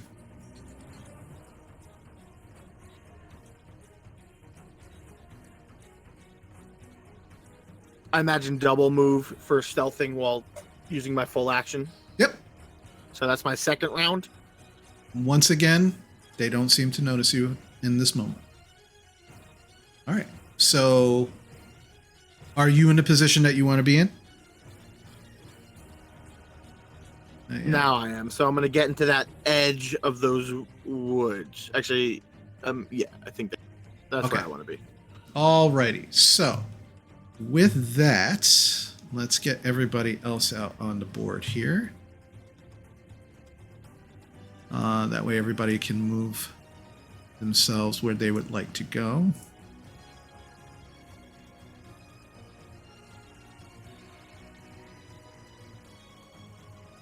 Okay. Oh, there you go. And then Basha. All right. So now that everybody's pretty much on the board, in the order that you were in prior to Gorple just kind of getting past everybody. So we will say, so Drovar, where would you like to go as you're climbing out? Okay, I was going to be the last one. Oh, you're going to be the last one? I asked Bocek to be the one. So he should be the third one up, because Squirple came out. Our Paladin's already out there. Bocek next. Because I'm assuming if it's a stealth roll for each one of us, somebody who can just bound right into the middle of it. Well, it's actually it's going to be a stealth roll depending on where it is that you want to go. Because right now, based on the way you were able to open up the actual trap door, and yeah, the rushing water, the chaos going on, and they are very clearly looking in the opposite direction. They have not seen you as of yet. So there won't be a stealth check, but depending on where you want to go, if you want to get in their line of sight, that's a different story. Oh, and could you bring Teague up with them? Because Yeah. he will climb up last, also, behind Trevor. Yeah. Well, actually, there's a whole bunch of people. That's not what I wanted to do. He brought all of his friends. And Teague Wilbur- brought all his friends. All right, there we go. Okay. I'm kind of looking, and if it's pretty dark out here, I can see him pretty clearly with the dark vision. Yeah. There is like a slight glow to the area because of the firelights, but it's definitely right, because the cultists are, if they're, I don't know if the kobolds need light to see, but the cultists probably do, right? Well, You would assume so. maybe. Yeah. We'd have to take their masks off to see. I will just I'll tap Bocek and Amala and point to the group on the northern bank and tap Basha and do kind of a pew pew sort of thing with, for her to the southern bank. And then like I'm planning to go across that way too. So we kind of, that's my suggestion, how we split and, go for these two groups. And I'm waiting for the 30 count. And as soon as that hits, you let me know because I'm doing something. And that's All what right. we're waiting for. Sorry, Okay. where did Drovar point for Amala? Drovar is suggesting that you and Bocek take the group on the north side of the bank. Right, so the side we're on? Yeah, and All right. Basha and I will go after the ones on the south. Alright. Because I can Sounds just good. jump across it, and she's got range. So should we be positioning ourselves to where we're trying to get to then? If you can get there in one round, I think you're positioned, kind of measure it out. If you have to move up, then you move up. But if I know how fast Bocek is. I'd be able to get to there in a single movement action. So I'm going to try to sneak to over here to cut off any sort of retreat. Okay. There we go. All right. Yeah, so everybody place yourselves where you'd like to. Because of where you're at, Bocek, I will definitely need a stealth check from you.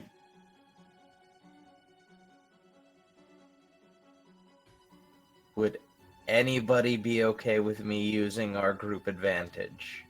Yeah, I'm buddy. fine. Do it. All right, in that case, a dirty 20. Okay.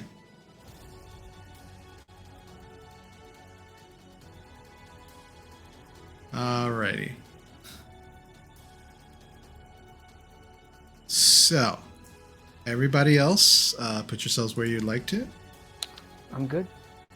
All right. Basha, are you good where you're at? Okay. Are you going to be moving Teague where you would like Teague to go, Corporal? Or is he I good? haven't. I'm gonna give him an order once I launch a surprise, but as of right now, he's just kind of chilling out with Drovar. Okay. And Amala, are you good where you're at, or do you want to move? Okay. I'm good. Alrighty. So, as this is going on, Gorple, it's just about at that 30-second mark. Okay, so kind of like a road flare, I yell Lightbringer and hurl it across.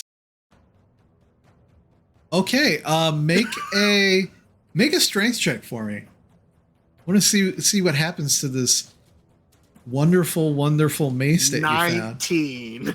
19. Where did you want it to go? You wanted to go across the river? Yeah, Okay. I wanted to kind of land in the woods, so like maybe someone just came out of something, and there's a light over there. Gotcha. Okay. So let's do. Yes, hurl the magic artifact hundreds have sweated and died to build. Just hurl it into the trees. Alrighty. So that's where Lightbringer wound up.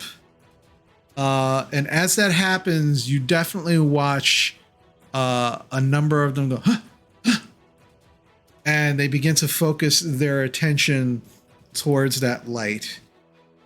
And as they do, that is where we're going to take our break. All right.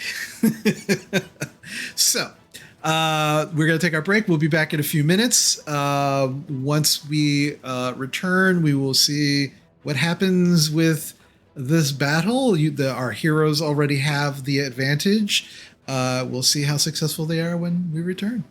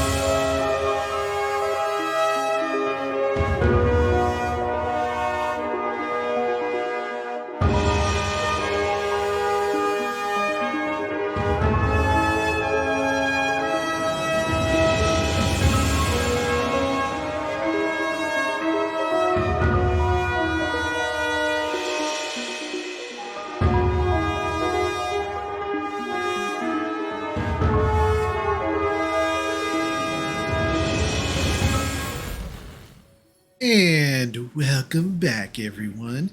Now that we have returned, I will need everybody to roll initiative. Ooh.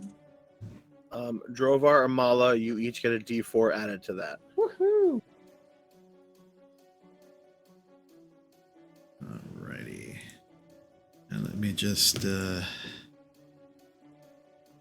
do my naming thing real quick so we can track who is who and who's getting attacked. And then we get to decide what theme we're gonna use for our naming convention. Yeah, we should think about that now. Because we haven't done our music groups or actors in a while. Like, One of them actually has a name. Oh my god, there's a named NPC here? What? Holy crap. Don't Man. think that will save him. we're gonna have to beat up Spork. That's a poor Spock. choice. What? Spork? No, it's Spork. It is definitely Look at the name. Spork.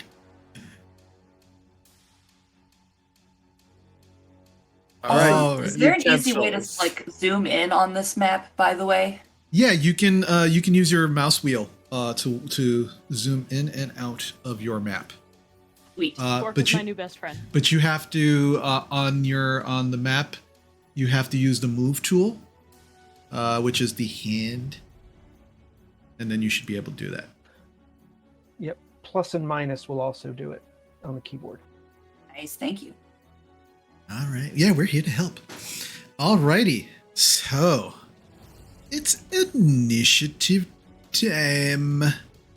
All righty. Guerpo, what'd you get? 10. Alrighty, Drovar. Drovar.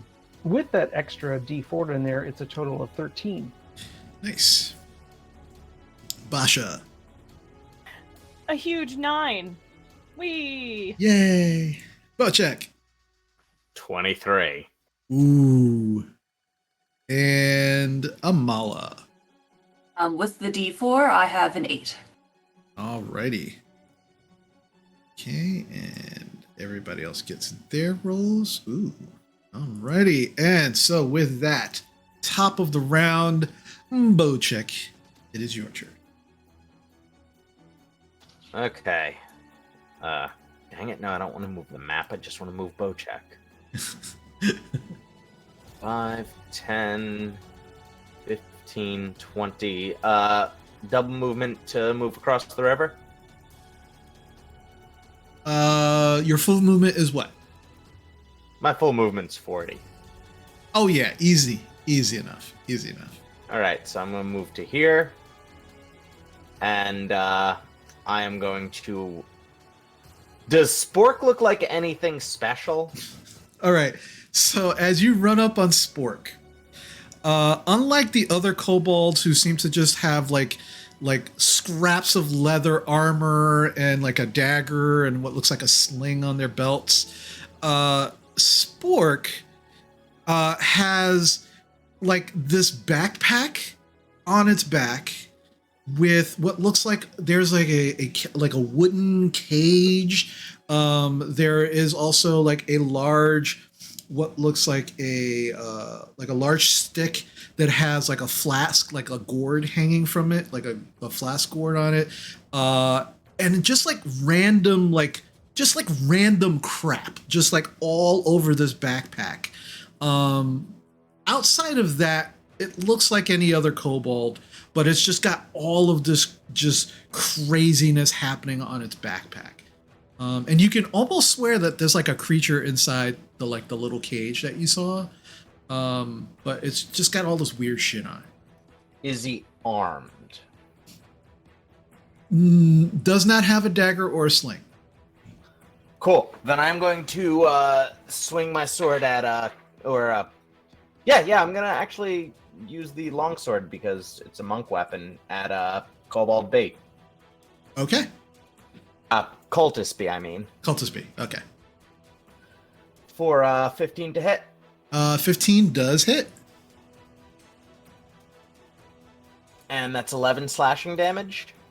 Okay, yeah, you come right at him and just slash across his back. Because right now, their attention all seems to be towards this light that Gorple has thrown from this mace. And it does not see you, and you slash into it. And you have a moment where the spine stops you.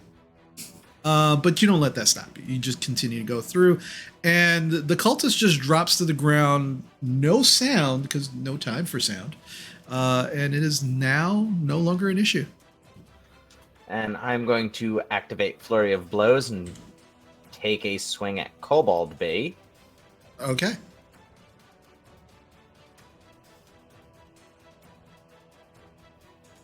$28 to hit. Definitely hits. And that's 8 damage for Kobold Bee. Okay. Yeah. Kobold B, you break his neck instantly. And it just drops to the ground. And at this point in time, now they're all turning around to see what is going on. Just like, and that's your turn. No, I activated Flurry of Blows, so I get a third attack and some additional movement. Mm-hmm. And free disengage, so I move up to Cultist A with my additional movement and attack him. Okay. Cultist A. All right, go for it. 14 to hit. Definitely hits. And 11 necrotic on Cultist A. All right. Yeah, you punch into his chest, and through his chest, and he just looks down like, and it's just like, and he would fall, but he's resting on your fist until you just yank it out of his chest, and then he just drops to the ground. It is a terrifying display. To those who are not your ear friends. Yeah, and that is, I believe, your turn. Yeah, that is all I can do. Okay. All right, it's a great turn. Let's see. I was gonna say, save it up for the rest of us. Jeez. No, it's fine. Let's him go. It's okay. It's totally okay. All right, it is now. Let him have his fun. Let's see. All right, it is now Spork's turn. Spork, who just saw you just demolish this guy next to him, and then just you're just like running around, just killing things as you're running. He's like, oh shit! Is not paying attention and is going to run 5, 10, 15. 20, runs in like into all of you, sees all of you, goes, oh shit, and pulls off the gourd that is hanging off of the stick that he has hanging on his backpack, pulls it off, and he's going to huck it at Teague. And that is going to be Jesus Christ. Figures this would happen because I named him. I know this is because I named him. It's a natural 1. So he goes to pull off the flask from the stick to throw it, and as he goes to huck it, it actually breaks in his hand. And he takes, Jesus Christ, he takes 9 acid damage. And all of you just watched as this poor kobold just ran up, like trying to run away from Bocek, ran into all of you, grabs this thing, breaks it. It looks like he just committed suicide in front of you. And you are now all watching in horror as this kobold is melting in front of you, and he's like,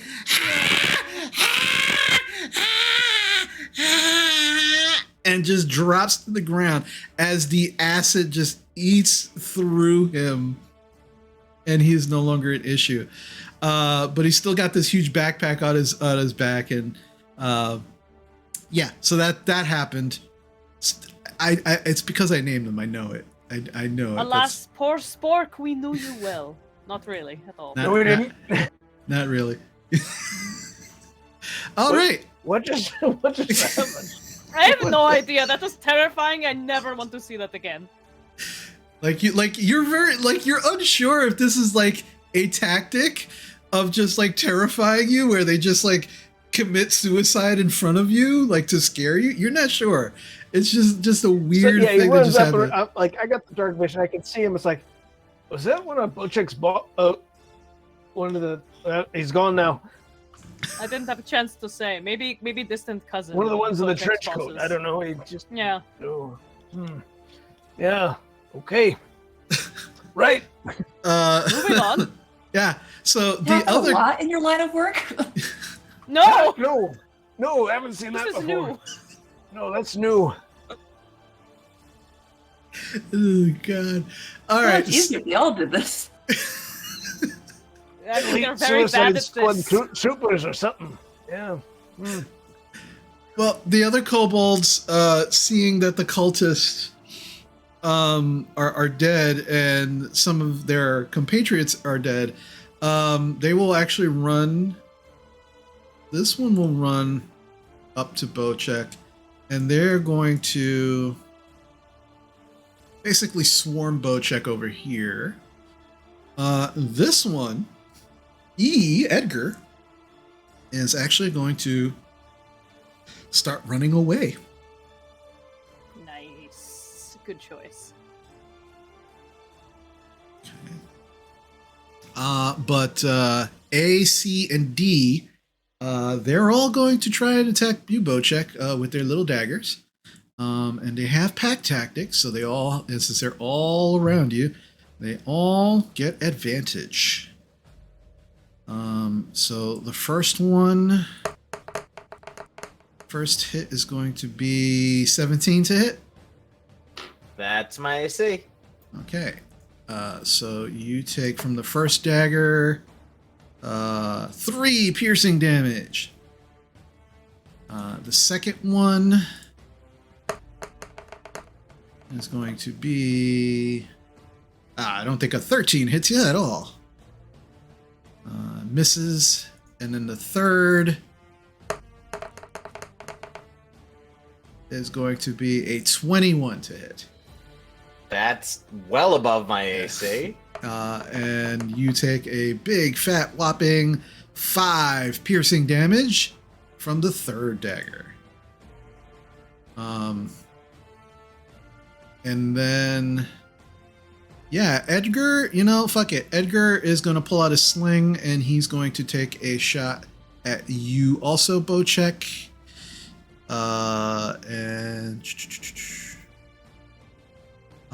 And because of pack tactics, also has advantage. Wow, it's a good thing for this advantage because I've been rolling with advantage for the pack tactics, and this is my third natural one along with the other number. This is crazy. 17 to hit. That hits. And you take 6 bludgeoning damage as this stone just comes out of nowhere and knocks you in the head. Oh, my eye! No. Can't you monk the shit out of that? Oh, yeah, I can! Uh-huh. Let me minimize the damage.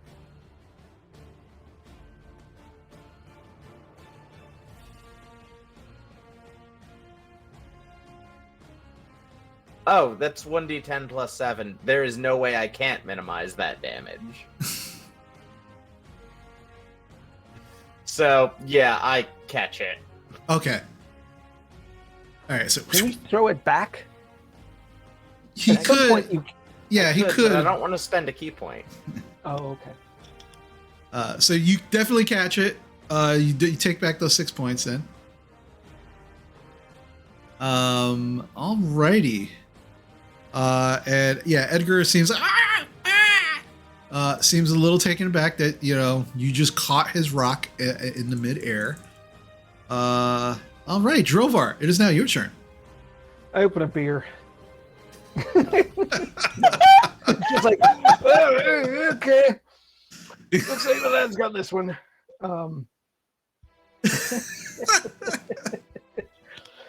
Drovar's just having a beer. Yeah, it's like, you say, let him go. I will. I want to cut off Edgar. I'm not going to try to attack. I think these other guys are not going to survive very long.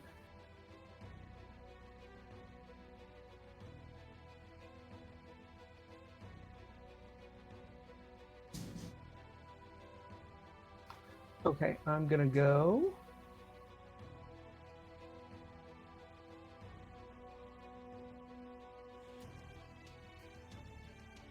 Okay, that's the move, and then my next action, I'm going to move myself there.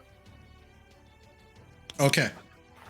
And just, cut the guy off. You're like, no. Yeah, as you run to the guy, is definitely surprised at how fast you move. Alrighty. So that's your action and movement. Alrighty. Next up is Gwarple. All right, I run and leap into the trees. How tall are the trees? They're not very tall. They're probably about 10 feet tall. Okay. So at the top of this tree, because I can leap up 15, I fire an arrow down at Edgar. Okay, go for it.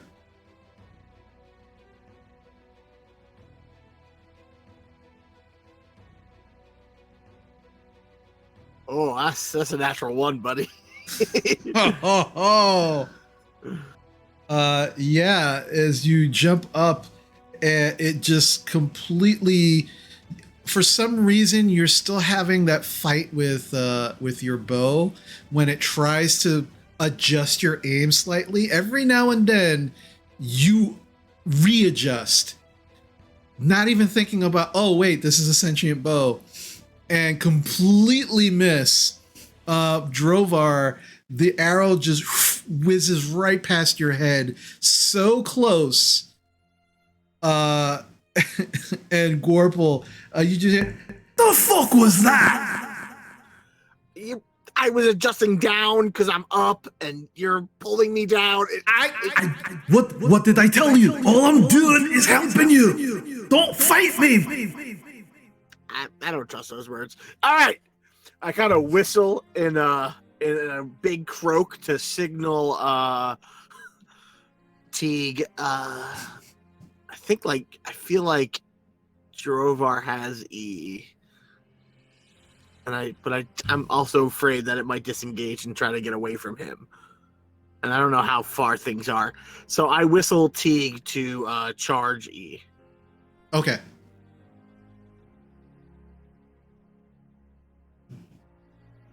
I'll take an attack of opportunity.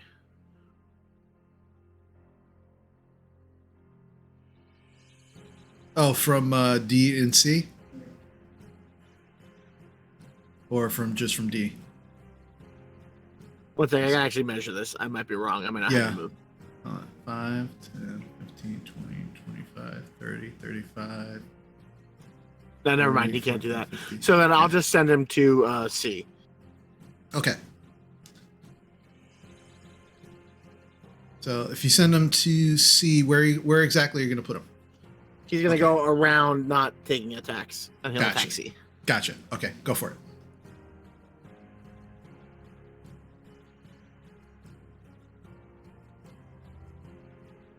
AC 14. AC 14. That definitely hits.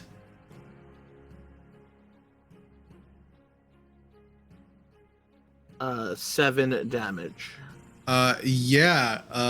Teague just chomps through this kobold's arm that's holding the dagger, trying to stab Bocek, and then the arm just falls off. I was like,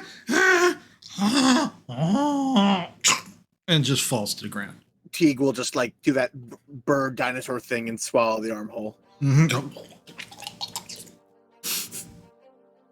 It's pretty Very disturbing. disconcerting. We're good. All right. All right. Are we? Are we really? Basha, it is now your turn. Yes. Okay. I will magic missile. Actually, wait. That will move closer first. These are these? Sorry, 5 or 10 squares? They're 5, right? They're 5, yeah. Okay. Good. I was like, I'm not gonna get that close. Can I still see? Can I see Edgar from here or no? No, you would have to probably move up maybe another 5 or 10 feet. This Yeah, is that- 5 movement total. Yeah, you definitely have line of sight now. I'm just gonna do a first level just in case anything crazy happens for some reason. But I'm You gonna got a aim for- wand. Oh. Okay, well, I'm doing it regular because I just rolled real well. I know I have a wand. I don't care. I'm using my roll. So, first I'm gonna hit D. Wait. Okay. For 5. Okay.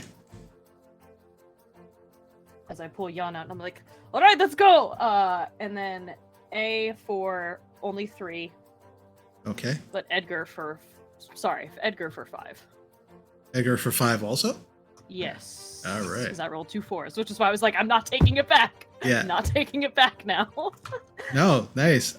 So D, Bocek, you're watching as D is trying to stab you. All of a sudden, its head explodes as this frozen magic missile just goes right through its head.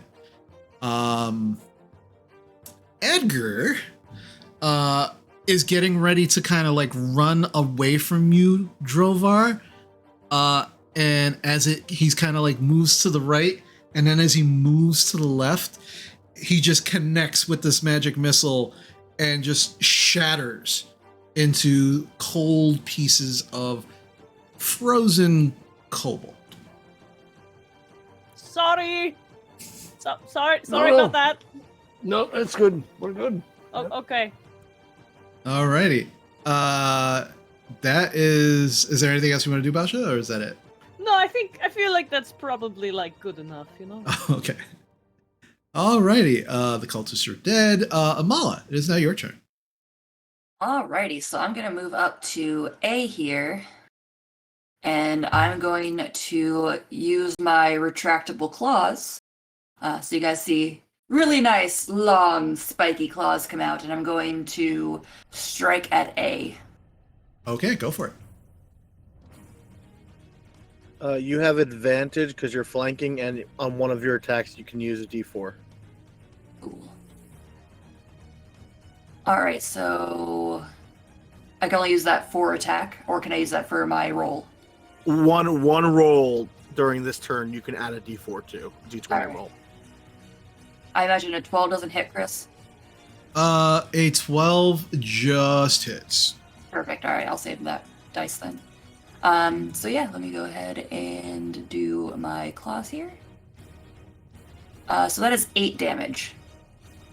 Okay. That is, which one is that? That's A. Yeah, this one who has already been hit by one of the frozen magic missiles is just kind of like just standing there shivering.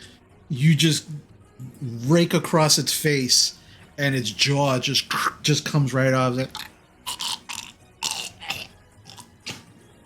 and it drops to the ground, unmoving. Perfect. Okay, well then. You all are really good at this. We've had practice now. Yes. I have to admit, I thought that was going to be harder. But we don't want to get cocky about this. I extinguished Let's see what we were- Lightbringer. I Okay. extinguish it. Gorple. The one that fucking poured acid on itself or whatever. One that dropped acid. It had something in cage. Maybe you go look. Maybe it's animal you could talk to. Yeah, I start looking through the cultist stuff because since they were looking for something, maybe they have orders. Looking through stuff. Okay. Yes. Drovar, I need you to roll a d4 for me, please.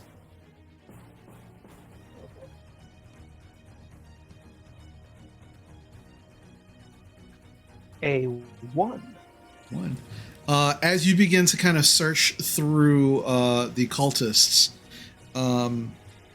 who don't actually have any orders on them, they just have these long black scimitars. The scimitars themselves are made of just regular steel, but they've just kind of like coated it in like pitch to kind of keep the reflection down from their blades. As you're kind of kneeling down and just kind of looking through, you turn and you look and you see this young girl just kind of hiding in one of the trees. Like there's like an open notch in one of the trees, and she's just kind of like, she's trying to make herself as small and as quiet as possible. And she's just shivering and just staring right at you as you're staring at her, and she seems terrified. Okay. I just...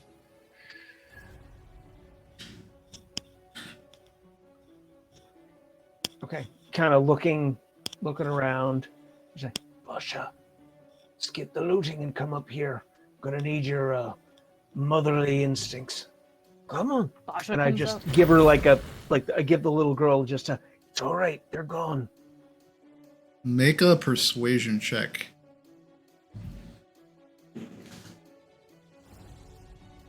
Can I help since he called for me to come over? Yeah, I would say you add advantage. Help action. Okay, I'll go with the first one. Is that a thing I can add a D4 on? Yes, because Amala is right near you. Thank God. Okay, 9. I'm just too scary. She kind of sticks her head out slightly from the tree, and then she's just looking around, and just like this total bloodbath of dead creatures and all of you in various states of like covered in blood, and she just goes right back into the notch. I'm the only one who didn't kill anybody. Look, I will try. I will try myself. I will try what I did with Droop. I will try giving her my hat and be like, look, you can put it over your face. You won't have to see scary things anymore. Get to wear a cool purple hat. All right, make a this the DC's a little higher. So make a persuasion check. That's a 15. 15. Might not be high enough. She looks at you very oddly for a minute, and she begins to slowly come out, and you can see that she's a gnome now. Oh. And she goes, I'm a teenager, not an idiot. Oh, sorry. Well, you could still wear my cool hat if you want to. No, I just want to get the hell out of here. Okay, then let's go. Let's get out of here. They locked up the keep. How do I get back in? We know. We're working on that. But are there any others from the town around here that we could collect up before we can't go back? No, they were coming after me. I ran and I hid as best I could, but they were just searching for me. I kind of blew one of them up, and they weren't happy about it. You blew one Good of on them you. up? You a wizard? No.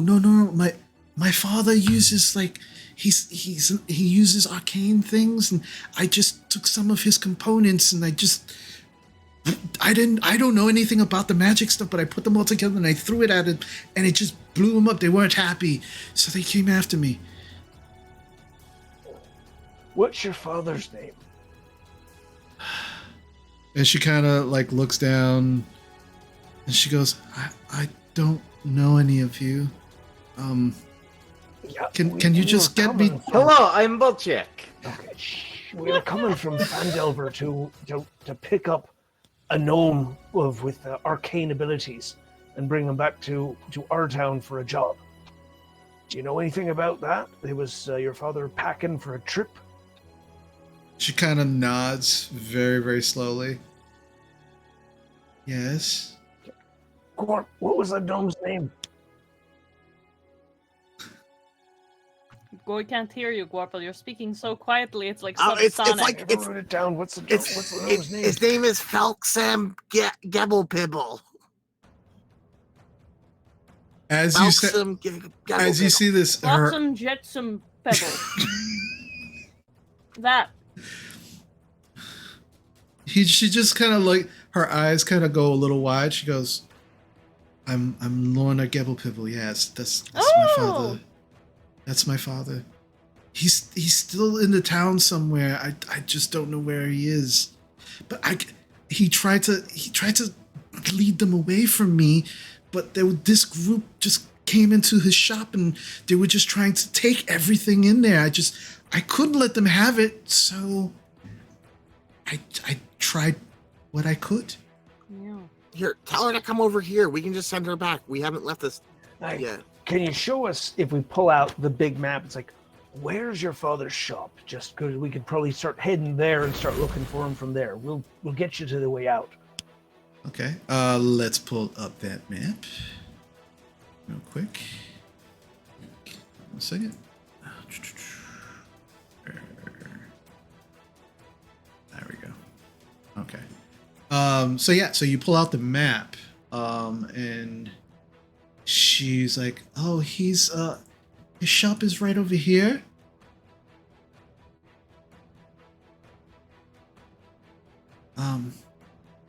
But again, it's a big hole. You can't miss it. There's like a big hole in the side of the house now. That was me. But he tried to get me to go. I need to get back. I need to get back to the keep. All right, come this way. And we lead her over to the opening. And I know that gnomes have dark vision as well. Yeah. Okay. So, all right. So I just lift it up and go, okay, go down, just follow the tunnel all the way to the end. Do you know the shaven haircut knock? What is that? Okay. Yeah. I do the, yeah. And he's like, all right, do that. And you wait for the two to come back and they'll open the door for you. Okay. Will they let me come in without you? They should, yes. Because we're trying to get people out. We're here to start doing the rescue operation. Do you know if they've captured any other folk and might be holding them somewhere? I don't know. It's just all happened so fast. All right. Well, off we get then, and we'll do our best to find your dad. Okay. Thank you. I mean, I have an idea. Okay, I go, hey, Teak, escort her to the door so they recognize you, and then climb back up and wait for us to send survivors, and then you're going to escort them to the door and back, staying hidden but keeping them safe as we send more innocent to you. And as T kind of gets closer to her, she, it's like one of those dragon creatures. No, it's completely different. It's more like it's a jungle creature. I don't have time to explain the anatomy. It's not a dragon. It's real. Dragons are fake. That's real. She looks at you incredulously. And she points up. Fake. We killed one. Like she points up to the sky. She points up to the sky. Really? Okay, I'm sorry. They're made of magic and shouldn't be able to fly. That's what I meant by fake. This is a real creature that should be able to exist. Are we having this conversation? No, go through the tunnel. My friend will escort you. Just ignore him. Just go. She's like looking at all of you like you're crazy people. Yep, you're probably right. Yeah, I see that look. I get it. It's fine. Go. She just kind of like goes over to where you're pointing, and she sees the trap door. She opens it, and she kind of climbs down.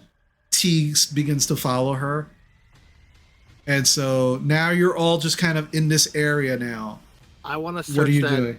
I want to search that kobold with the backpack and the animal that might be trapped. Okay. All right. You go over to the once spry body of Spork. We knew him not at all. And you begin to kind of go through this weird backpack. I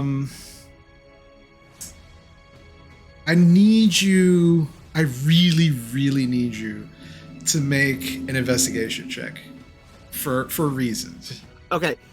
I will say I still speak with animals, so if there are any animals speaking, I can understand them right now. For this hour. You can hear. Hey, I kind of go, hey, calm down. I'm here to help. I'm here to help. Still need you to make an investigation check, though.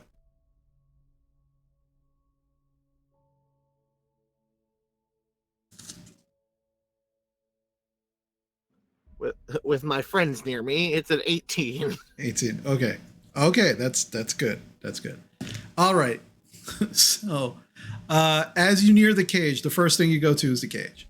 And inside there is this mangy. You're not sure at first what it is.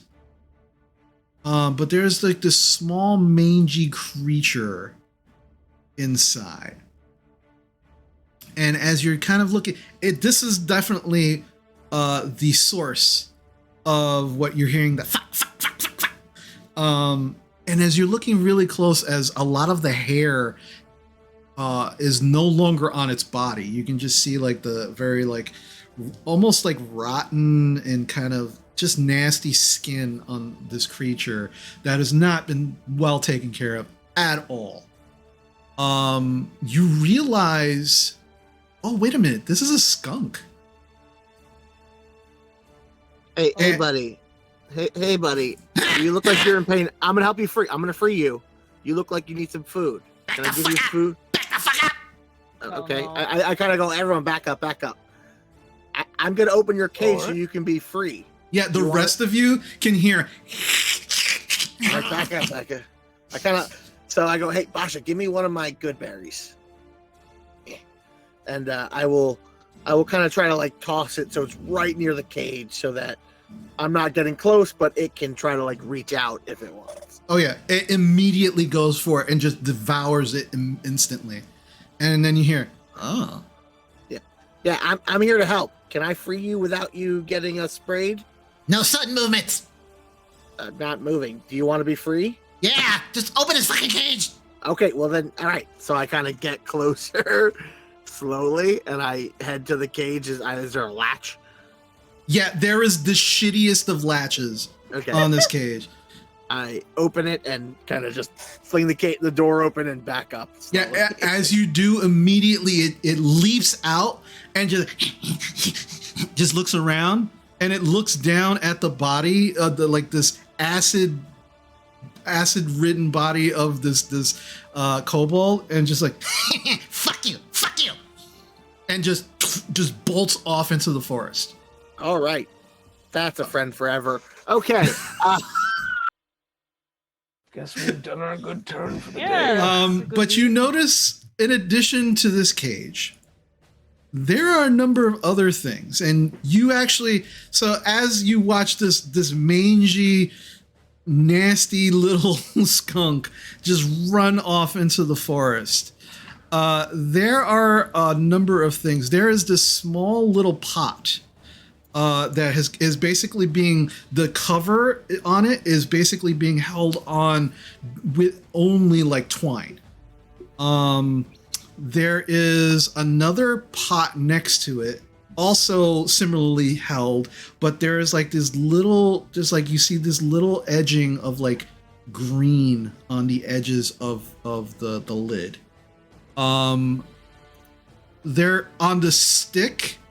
On the actual stick where the kobold pulled off the acid, at the very tip of the stick, because it was just like maybe about like 5 or 6 inches away from the tip, there is a dead scorpion.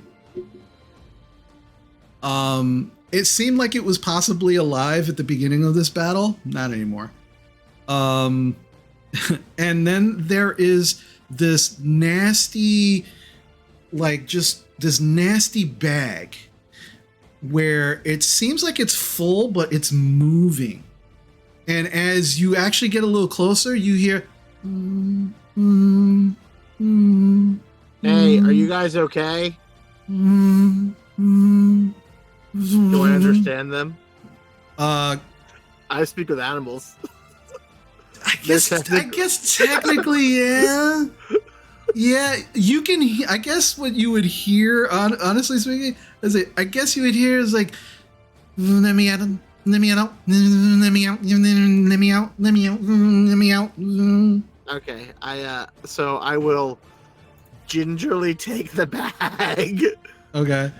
and then I will kind of put it up a tree, Okay.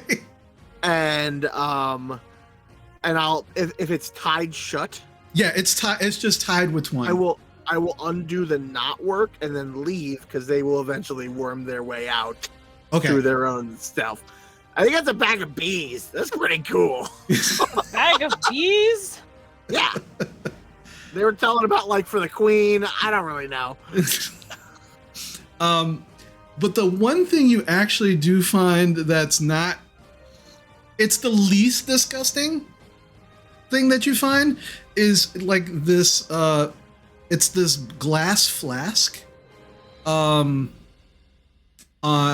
you would actually recognize this in your line of work. This is alchemist fire. Oh look, I think it's a thing of alchemist fire. Oh, okay.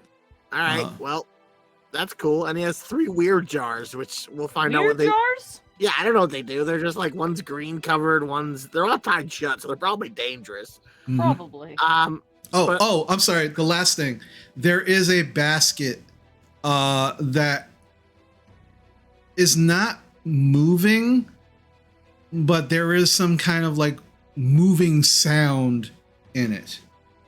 Hey, can you understand me? Let me out. Let me out. Let me out. Let me out. What are you gonna do if I let you out? Run. Run. Run. Run. All right, Run. I will take this object. Is it like tied shut also? It's a small wicker basket that is just tied to. It's tied shut with twine. Does it sound like a snake? No, Oh. it's not making. It's not making a sound you're familiar with because it's in a basket. Okay. Hey, I'm gonna open your confinement, but don't attack me or my friends. Yeah, and it's a number of voices. There's not just one Oh. voice. It's a number of voices. It's a pile of spiders. Okay, you pile of spiders. I'm gonna let you out in a forest. There's some trees. Don't attack me. Okay? Not spiders. Not spiders. Not spiders. Okay, well, just don't. Will you not attack me and just be free in the forest? Is that fine? Be free. Free. Okay. Free. Yes. Free. Free. I'll head to the woods again and I'll just kind of flip it open and like throwing the basket. You throw as you throw the basket, you see like dozens of centipedes just kind of like just emptying from the basket, and I'm out. Bye. as they're flying through the air, you hear yes, free, fuck, ground. And a couple of them stop talking, but for the most part, the rest you can see actually just begin to slither their way deeper into the forest. We did good today, Bojack. Let's go and take these weird flasks with us. All right, so you have the alchemist fire, and then you have these 2 like ceramic pots. Both of them tied with tied with the shittiest of twine. And one of them has like this green like ooze on the lid, like kind of around the lid. I'll figure out what they do later. Let's just keep moving. Okay. Maybe we should just throw them at, Yeah, that's the plan. I'm gonna throw them at people. That's how I'm gonna. All right, I'm fine with discovery as part of the whole process. Yeah, that works. All right. All right. So you've eventually, you've gone through the 2 cultists. They don't have any orders. They don't even have any money or anything like that at all. The kobolds even less. I mean, they're just they're shitty like jagged daggers, slings. They each have the kobolds have like a bag of rocks on them each for their slings, like little pebbles and stuff. But outside of that, they don't have anything of worth on them. All right. I have a strange idea. Hear me out. We have a bunch of those masks and a bunch of those cloaks. So why don't like our bigger humanoid shaped people like Basha, Bocek? Well, Bocek are really big, but you could just be like the Dread Pirate version. We'll take two and we'll sew them together. It'll be fine. You can also have a Mala and also Drovar. You guys can wear your cloaks, or wear the cloaks and masks. We have clean ones. And I can just be a frog person who they might mistake as a kobold from far away. It's worth a try.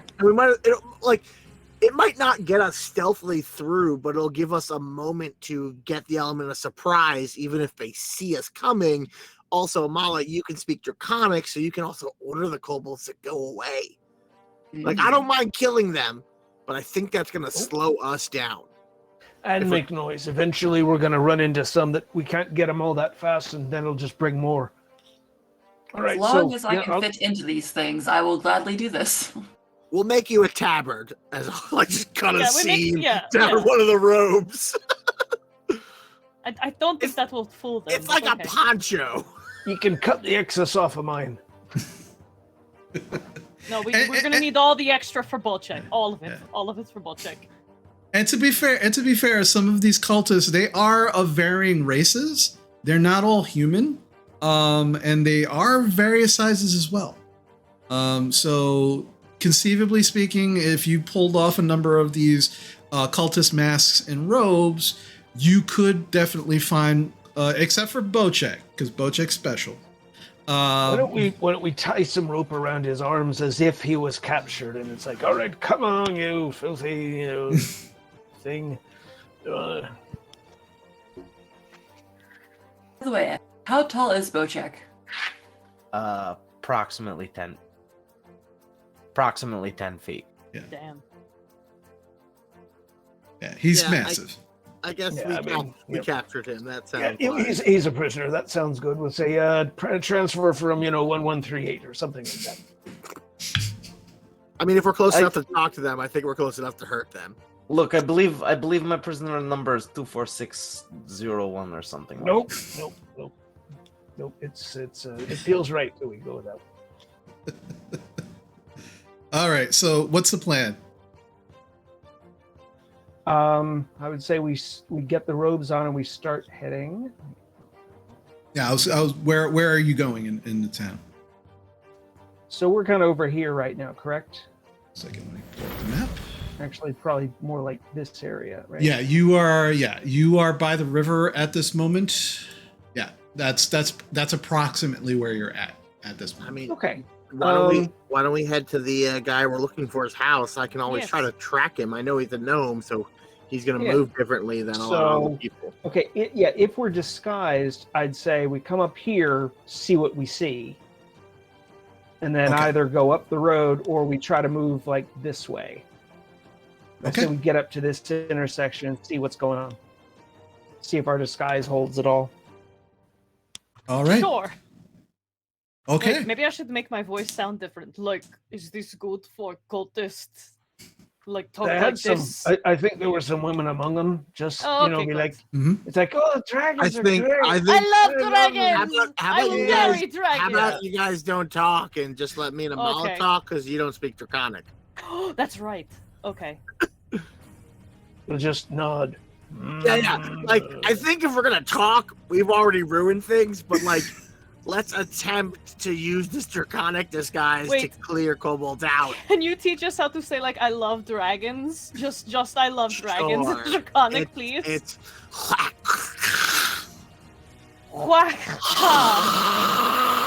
Oh god, you have really bad pronunciation. You're gonna have to work on that, guys. Your accents are atrocious. I'm sorry. New language. I don't get it yet.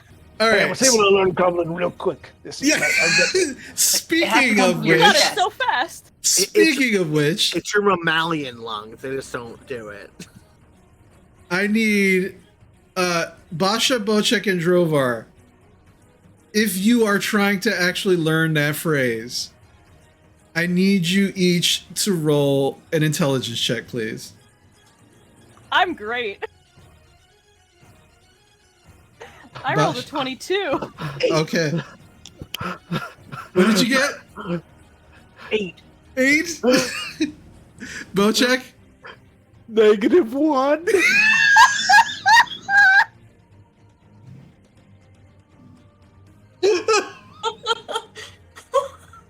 It's literally just the noise you were making earlier, just the. So, Basha's accent needs work, but she's got it. Like she's got the phonetics of it, and she just needs to work on it a little bit. But for the most part, she's got it. Drovar has actually like cursed at both of you unknowingly. Clearly needs work, or he should just stay silent. It's something goat related. I know it. Probably. But Bocek is just making noise at you. Like he's just and it's not even a language. He's just making weird noises. It actually sounds like he's trying to cough up our fur ball. And it actually looks quite painful. All right, Bocek, we're gonna save your phrase for reserves. It's really, really good, but we really gotta hold back on it until we really need it, just for the safety. It's gonna really show them. So how about we just stop practicing? You're gonna blow your vocal cords. He's starting to turn blue. Dragons. He's starting to turn blue at this point from exhaling and forgetting to breathe. Stop! You gotta breathe. Yeah, we'll be. It'll be fine. Just breathe. Also, you smell a lot like beer. Were you drinking? He's always drinking. He has a keg on his back. Yeah. Yeah, you see this little, it's not very large. It's like maybe about this big, but it is definitely a keg. Like there's just definitely a keg on him. Oh my God. Bocek, you should carry that keg in your arm. It'll look like we looted.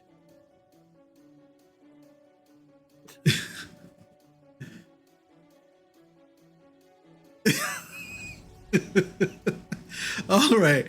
So after the impromptu draconic lesson, you all begin to take the various pieces of cultist wear that you find, including the ones that you previously had from the cultists that you actually killed earlier on in your Lost Mine campaign.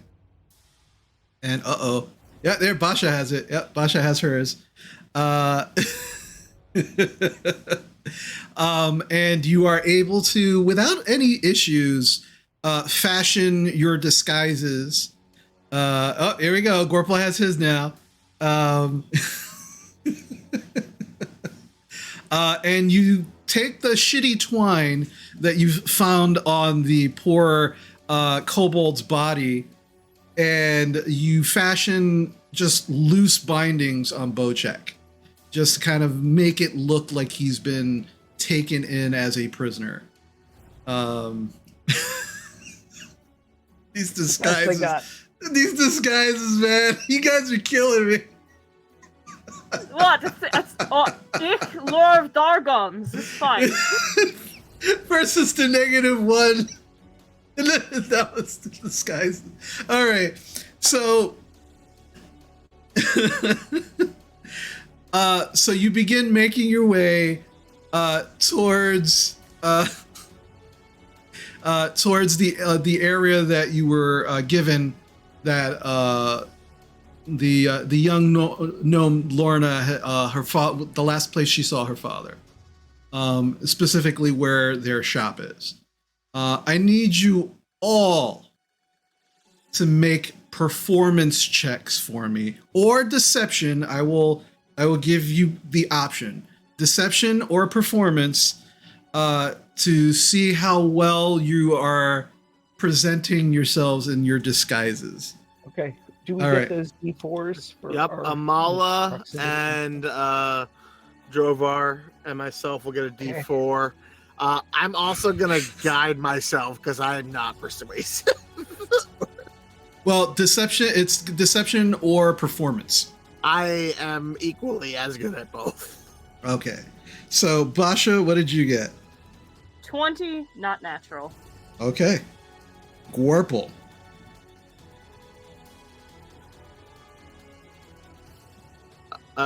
21 due to my packed friendship and guidance. Nice. Amala. I got a 13. 13. Okay. Drovar. 20. 20. Nice. Unnatural. Bocek. 21, because I just realized Drunken Master gives me proficiency in performance. Nice. Very nice. Okay, so as you begin to make your way through the streets of Greenest, and you are now watching the fires rage around you in certain areas, for the most part, you don't see any townsfolk.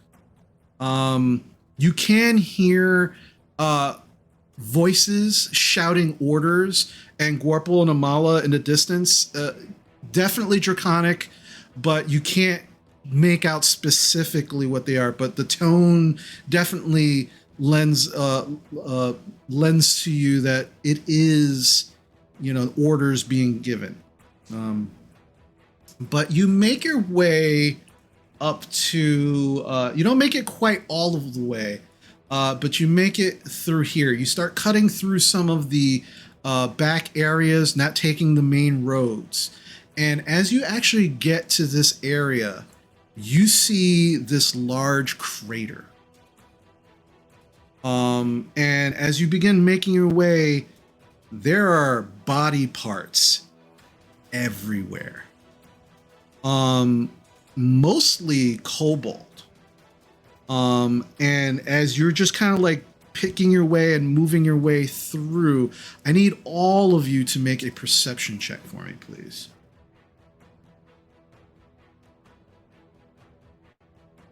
All right, Basha?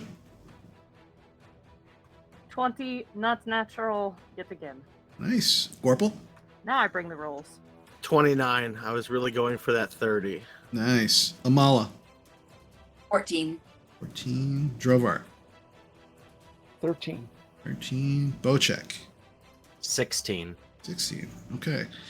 You're all beginning to kind of like make your way around this crater, but now it's starting to get like a little intense how many body parts you're actually wading through in this crater. You actually don't see the bottom of this crater, the ground. It is just blood, guts, and just pieces of creatures. As you make your way to the far edge of this crater, there are less body parts and more bodies. Whole bodies. And you actually now see at the edge of this crater what seems to be 2 dead cultists. Their masks fused to their faces. And most of their leather armor just completely like ripped or blown apart. And as you're kind of moving past, you see this tiny little arm sticking out from underneath one of the bodies. Oh, Like no. kobold arm or No, it looks like no. looks like a small child's arm. I'm gonna go move the body that's on top of it. Okay, it's a cultist, and you move the cultist body off of it, and underneath, you see the unmoving body of a old male gnome. No. And you can see that he has. It looks like a bandolier. And there were small, what looks like there are broken vials all in this bandolier. Some of the bandelier's vials are missing, but the rest seem to be completely smashed and broken on his chest. And where his chest is, underneath, is just a large hole, as if the liquid broke through from the vials, began to just eat away at his chest. So I take he's dead, or can we see if he's breathing? He is definitely not breathing. He is definitely not moving. He's got like no lungs at this point. Yeah, right? there's He's no like just yeah. an empty. Well, they went out the way an alchemist probably would want to. The splendid bang. Oh yes. Ooh. Oh no. Oh, who did we lose? Bochek is in mourning for the gnome, I guess. Oh no. Let's see. All right, let me see if I could adjust slightly. 1 second. I was having some sound issues when we were asking the gnome girl. So was she the daughter of the guy we were coming to find? Yes. Okay, so this is right. Let's see. But so it looks like basically he went just kamikaze and took out a large number of these guys with whatever toys he brought with him. Possibly, yeah. I think I would There like he is. to pray over him and see if maybe Bahamut wants to talk to me or help us with this guy. Ooh. Okay. Sure. I will say make a. This will be a straight wisdom check. Great wisdom. There it is. Really? It's 4. 4. It was on an 18, and then it switched to a 2. Do we have any group advantage? I believe. Let me check. Let me double check. I believe there is. Yeah, there is one more player group inspiration. Do you guys mind? No. Also, add a D4 because the power of the pack emboldens you. Perfect. All right. All right, plus the D4. So that is a non-natural 20, Chris. Okay. What are you praying to Bahamut? What are you actually doing or saying? You have sent me here on this quest. You gave me visions of this place and the worm. This gentleman gave his life to try to protect those around him. If you are able to do anything, please help this man. Oh, great Bahamut. So as you are all watching Amala just kind of like kneeling there, praying over her holy symbol, you all see this very, very slight glow from her holy symbol. It's just kind of like emanating from her hand as she's holding it. Amala, you hear in your head, and this is the first time you're actually hearing a voice. You've only ever had up until this point visions or dreams. This is the first time you're actually getting a response. Child, I've sent you here. He's far beyond your help. But his sacrifice not be in vain. Continue the path you are on. He has done his part. Now you must do yours. You guys like kind of see Amala just kind of like stunned and like just like wide-eyed. And the glow begins to subside. I'll make a gesture over the body and be like, it seems that he has done his part in this life. He did great and wonderful things. I'll look around at the body count and go, you did that. Yeah, you estimate that he took out at least 35 to 40 between kobolds and cultists. Wow. Individuals. Well, worse comes to worse, we can always, if we get to a real town, pay a temple. We have this. We can get him back, but I think we need to get those who live now. We can always come back for him, and I will wrap him up in one of the cloaks of the cultists, and then I'm gonna put that cultist body back over him, so that people don't like find him, and that we can come back to it. Well, I will say this, just to kind of give you all a little bit more perspective. This is the beginning of your evening. You have the ability, now that you have this tunnel, to go back and forth at will, whether to tend to your wounds, to report what you found, to get more information. You don't feel, I mean, you can if you like, but don't feel like you have to just full out, just we're going to go explore this town all in one shot right now. You can go back and forth, and probably it would be in your best interest to go back and forth, because you never know if they're going to actually have more information for you back at the keep, or, be able to help you in other ways. So you could, if you wanted to, take the body back so you know exactly where it is, and then make your way back out into the town if you like.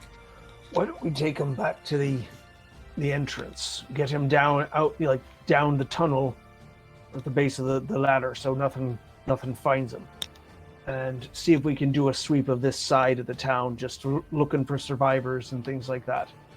And then we'll come back, report, bring his body back, and we'll take another sweep around. You don't think we should just take his body back to his daughter first and then come back? Well, I think if there's... She is at the keep. Yeah, she's back at the keep now.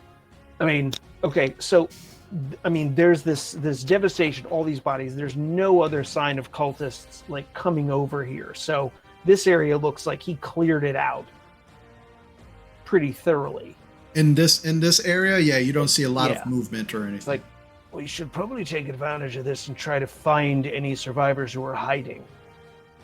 That's my thought on this. And then, before, at some point, somebody's got to come looking and realize what's happened here. And then you have to deal with more folk.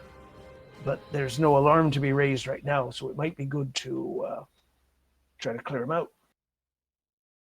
Try to find anyone who's hiding, like the girl was.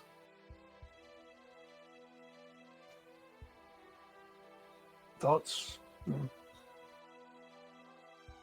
I agree. I think we can hide his body. It was hidden before, and come back for it. I think we need to find those who are alive. Because every moment we waste, I feel that there's more chances for more people to die. I agree. Let's continue on, and we will. When we go to make our way back, we will stop and get his body. I need you all to make a perception check for me, please. Julia said that her internet crashed. Yep. Oh no. She's coming back. She's back. Yeah. Hey. I'm still here. I agree with whatever the group said. Yes. All right, you said perception? Yeah, I need everybody to make a perception check. Alrighty. So, Basha. That's a 9. Okay. Bocek. 16. 16. Amala. 14. 14. Gorple. 28. Okay. Drovar. 15. Okay. Basha, you seem to be kind of in your own little world, just trying to ascertain what the hell is happening with all of these body parts, what exactly just ate through this poor gnome's chest, trying to figure all of these things out. You're not 100% paying attention to your surroundings at this moment. But the rest of you, you definitely start hearing more shouting in the distance, not close at all, just definitely in the distance, kind of draconic being carried on the wind from certain areas. But you definitely, all of you, hear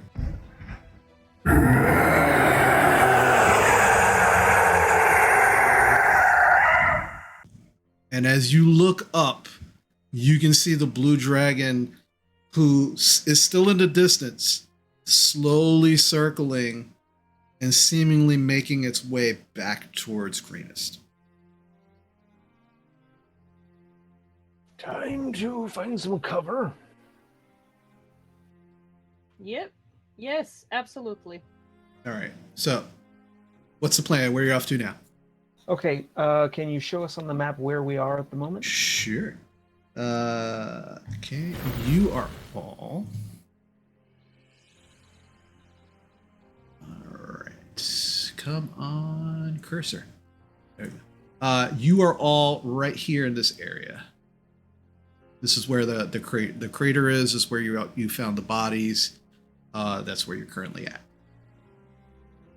The dragon is coming from this direction, but still pretty far northeast of you. If you had to estimate, it's probably going to get there in about 15 to 20 minutes tops. Oh, okay. So it's not a couple of rounds. We have a bit of time. Yeah, it was definitely in the distance, but you could distinctly hear its roar. I mean, that's something that you can kind of not hear. No. Can't ignore So we'll that. keep going straight. Yeah, I think if we're here, we kind of sweep up. Just let's check this. This was where the gnome's home was. They were trying to loot it. Maybe in the haste that they were chasing him out, maybe there's stuff still in there. Just see if we can check this area and then find a place to hide in here as this thing shows up. Okay. All right. So, without incident, you make your way towards the what you definitely see now as this disheveled, blown out home of the Gebel Pibbles. But also not only home, but it seems also shop. As there definitely seems to be some kind of the back hole that you all walk into definitely seems to be what a former living quarters.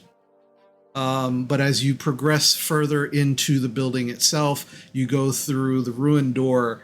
In this room, there is what looks like a shop, and it is completely like just blown apart, ransacked. The roof amazingly is still up, but the structural damage, it looks like any large hit to this home would probably send it just imploding, just falling inward on itself. So if you want to check to see if there's anything, of worth or anything that you could find, I need all of you to roll investigation checks for me, please. Right.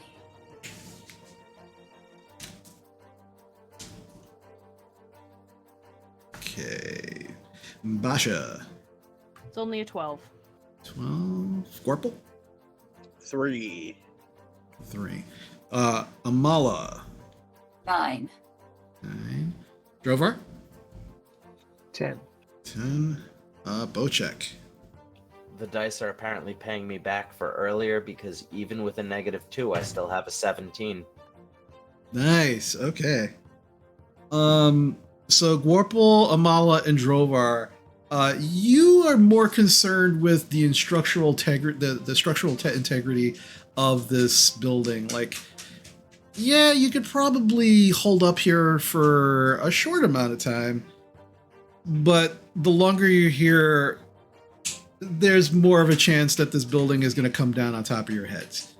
But Basha and Bocek, as you're kind of like looking around, Basha, you would actually find these first because you're actually familiar with them.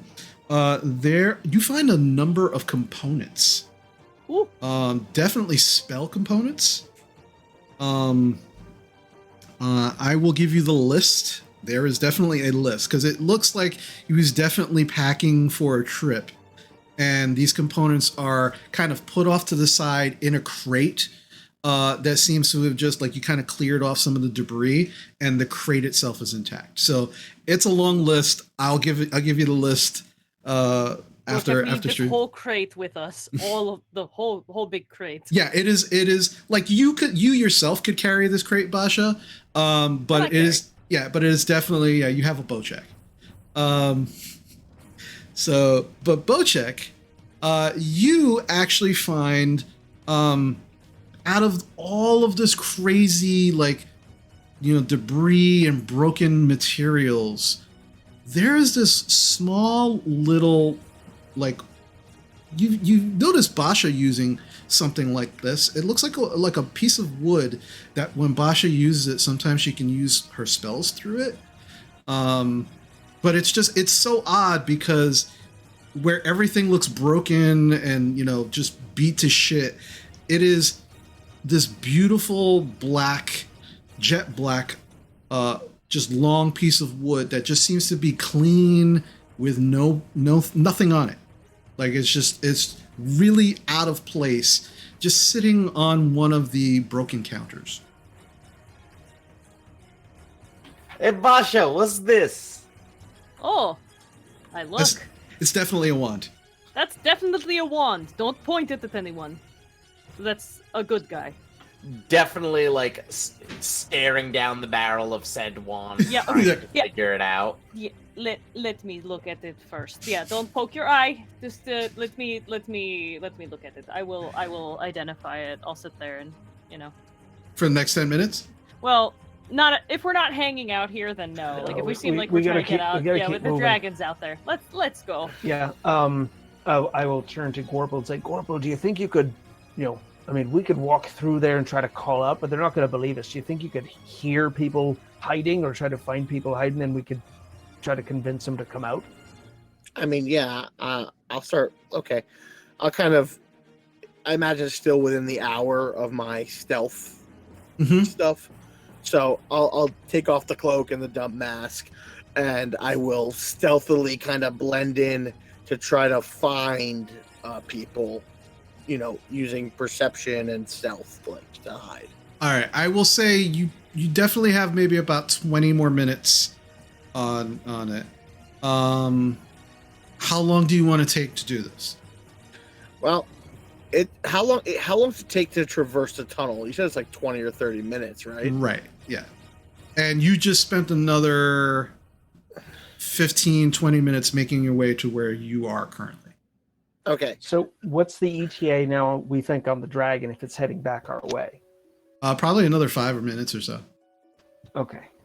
I can get over that wall very easily, so I don't have to waste 30 minutes. But you guys got to rush down that tunnel. I was kind of hoping to stay out here and watch it fly over to see what it does. I don't think we're going to get a chance to fight it. I'm not sure we could. That's a big beast. Yeah, but what happens if it attacks the keep while we're out here?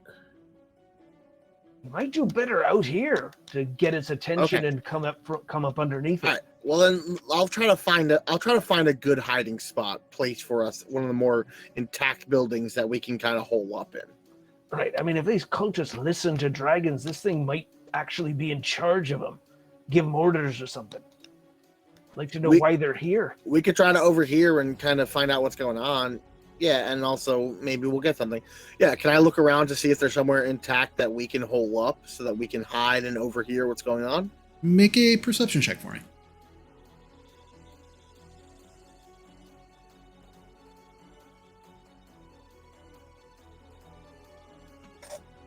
Oh, that's bad. It's only an 11. 11. As you're kind of looking around, you can definitely hear the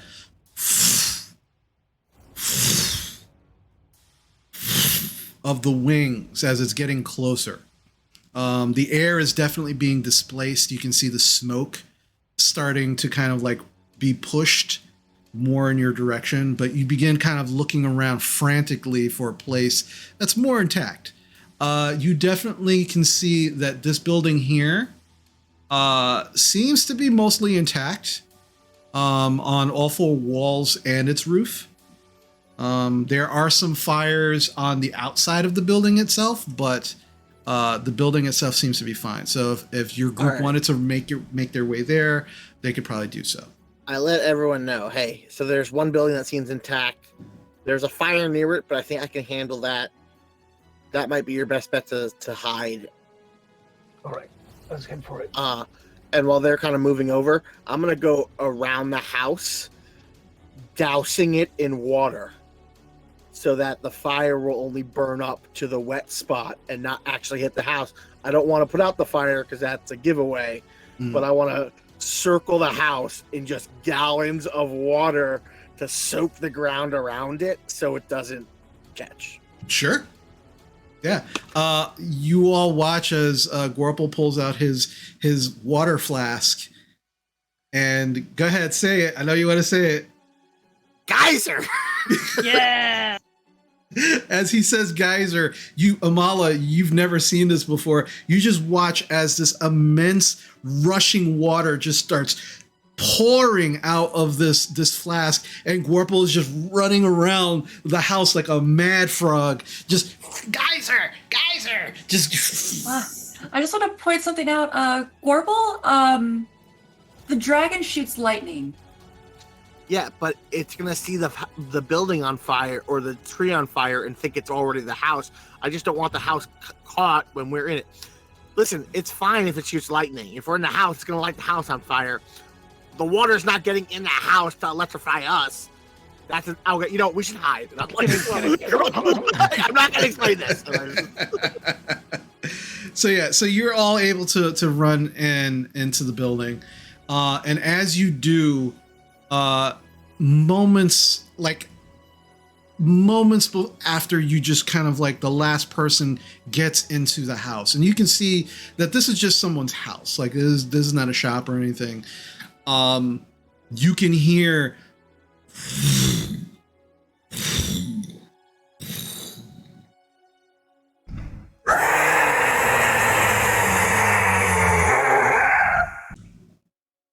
and as you're staring out the windows, you occasionally see lightning strikes. And as you're watching, I need everybody to make an insight check for me, please.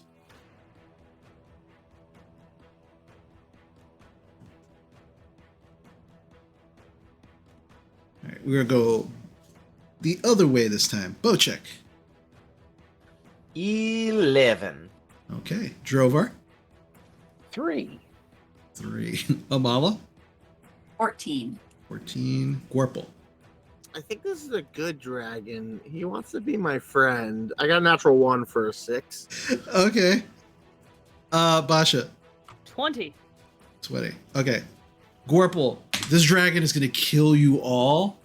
The lightning strikes are just terrifying. This is the worst plan.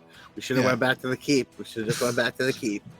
Basha, let's see, Drovar and Bocek, the screeching and growling of this dragon is, you can feel the base shaking the walls. And it is definitely, you haven't seen the full upfront size of this dragon, but just based on its roar, you already know just from that how much larger and more dangerous this creature is than the green dragon that you faced in the ruins of Thunder Tree. Basha and Amala, while you realize all of the things that I just said, that Bocek and Drovar have figured out, you start to see that the lightning strikes are not actually striking homes. They seem to be like purposely being struck in places that will catch fire, but not be destructive, if that makes any sense.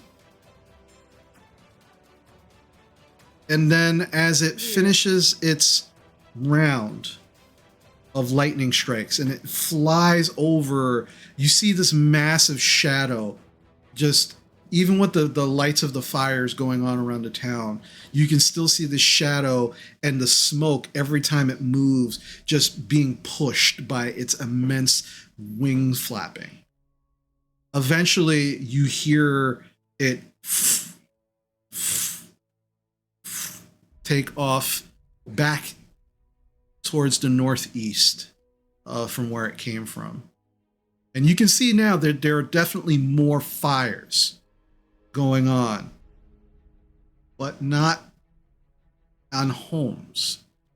There's fires on trees. There's fires on, crates and barrels and just items that can be caught on fire quickly. But there's not a lot of damage to the homes themselves, except for the one that you just came from, and you know why. You know specifically why. But Basha and Amala, you're realizing that there is definitely some kind of strategy happening. Why is Oh, it not? that's so strange. Yeah, What do you mean? it's the way it's attacking. It didn't aim for homes. It's like the things that will catch fire easily, but not homes. Can we see what it was aiming at from here? You saw Items. you saw a couple of places, but it was like mostly like trees, a few wagons, things like that. So, Chris, can I roll to see what I know about blue dragons? Sure. Make a history check for me, please. Oh, that's one of my bad ones. Oh, but look at that. I got an 18. All right. Are you looking for just general information or something specific? I imagine they probably have fighting tactics, so if I know anything about their fighting tactics. Yeah, their fighting tactics are lightning, terror. They definitely their roar and their scream, depending on how they use it, and they can decide to use it intentionally or not, can make others be fearful and scream and run from them. They definitely are one of the smartest of the chromatic dragons. Definitely tactical thinkers, but rarely do they actually work with individuals. They usually have servants working for them, not necessarily with them. What's their alignment? Oh, they are as evil as they come. Okay, cool. Chromatic, this is this specifically. But chromatic dragons are evil. They're just like there's no trying to reason with them, or unless you're evil yourself, they tend to just like go down the what's in it for me route. Gotcha. Alrighty. But the other interesting thing about blue dragons that you would know is that they tend to mostly stay in dry climates, deserts. So there's possibly, there's possibly, because you are pretty south of Inferin, that there's probably there's drier climates, drier, hotter climates, probably further south or maybe southeast of here. But this is not a desert. This is, forest climes. Alrighty. Thank you. Mm-hmm. Okay, do we hear any further sounds of draconic speech before or after the dragon, landed? I would say, I would probably say Basha, tell me what your passive perceptions are. What is your passive perceptions? Basha? 13. 13. Drovar? 13 as well. 13. Gorple? 18. 18. Amala? 12. 12, Bocek. Where is passive perception? It should be all the way to the Left-hand bottom column. on your left. Second bigger square down. Okay, Below Caesar. 11. 11. All right, so everybody but Bocek, unfortunately. As the dragon flew off, you definitely heard what sounded like a round of cheers. Like, yeah, yeah, in the distance. So the allies of the dragon definitely seem to be emboldened by whatever this dragon's doing. But you don't necessarily hear the orders at this moment, but you definitely heard what sounded like cheering. Okay, so you're telling me that they're burning around, but not burning the actual buildings. So it sounds to me like they're trying to drive everyone either to death or to the keep so they can take this town. And then I would imagine that they would win in a prolonged siege if they had a dragon that can breathe lightning into a keep. Which is rounding them up, basically, Yeah, into it's one possible. spot. It's certainly possible, but I mean, the dragon could certainly attack the keep, but this lot's got no siege equipment. They couldn't take the keep themselves, and the thing flew off again. I think mean- it might be waiting for the entire town to be in the keep before it does anything. It's also only been a few hours. Maybe. They don't need to remember, that's the thing. They don't need to force any more conflict. All the town that has survived is gathering in one place. And they don't have food. They've been stealing everything.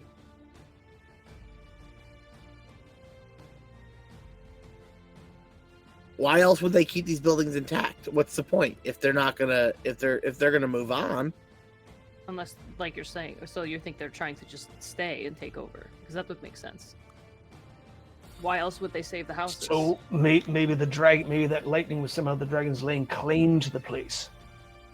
He's putting his, he's peeing on it. It's like it's mine now. I don't know. I mean, it could Dragons also pee be. lightning. Wait, It could what? also be It's the same kind of thing. He's basically marking his territory. Yeah, I got you. but also it's a scare tactic to drive people from their homes. If you see a fire near it, the next step is that your house is going to be on fire. Also, with that alchemist place exploding, they could have assumed that the dragon is the cause of it. Well, I think maybe we head back to the keep at this point. Find out how folks are doing in there. See if we haven't found anybody else, but there's other places to check. But it sounds like there's still a good number of those cultists out there, and it's late enough. I mean, we could keep poking around, but I think let's head back in. We'll get the gnome's body back and see what the mayor wants to do from this point. Also, we now know their tactics, so that's good to bring that to the mayor's attention. Because also remember, the people who are in charge here, not including that horrible creature that wants to kill us, are those humans, and humans can't see at night.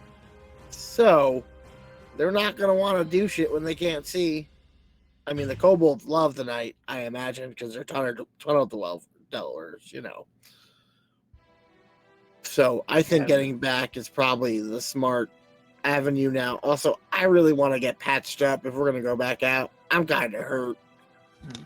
That seems wise. All right, let's. I could use a bit of rest. Yeah, let's. Okay, Corporal, plot us away back, and if anybody starts hearing those cultists starting to spread out again, coming back this way, we'll make better time. But it seems like this area is still clear, so let's get back to the tunnel.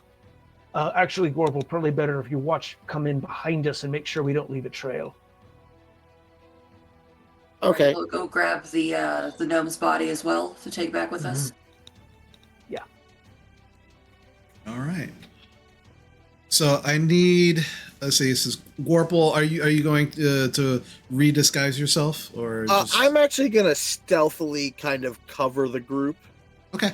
Because I think that it'll be better if something notices us, I could pick them off silently with arrows, if anything, before an alarm would be raised.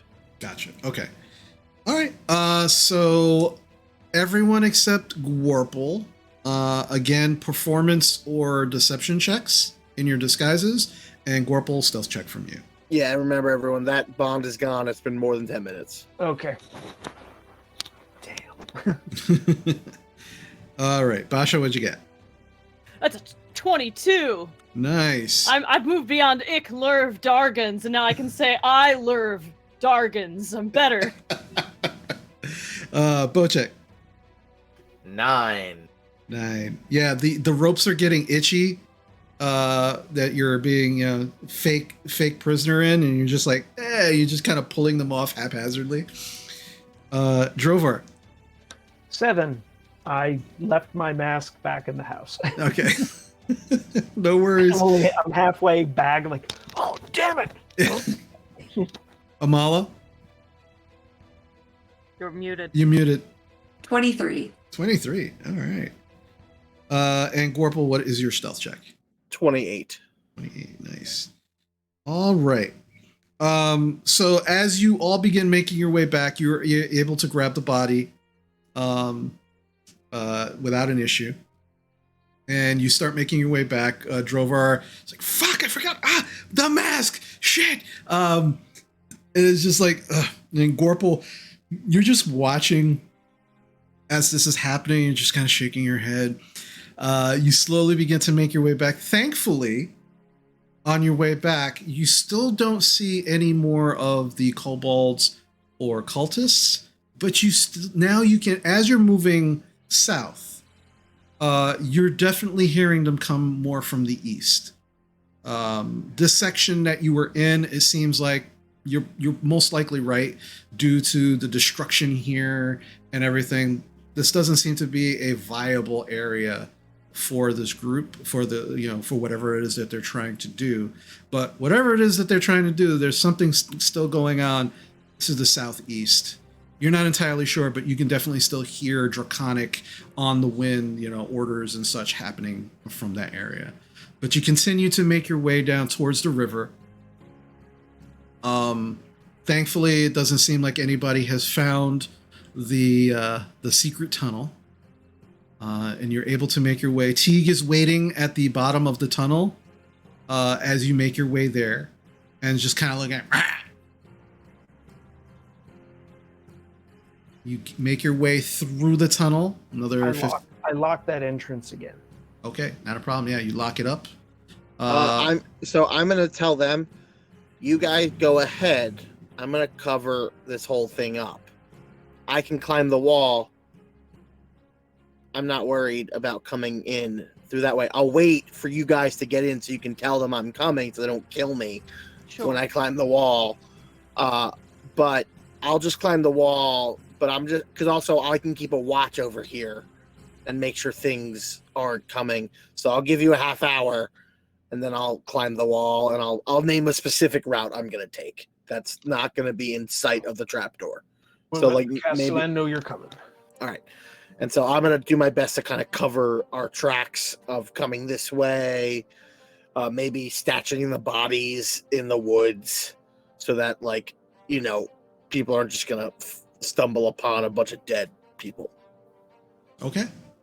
Yeah, and without issue, you're able to make your way. The rest of the group makes their way through. You shave and a haircut.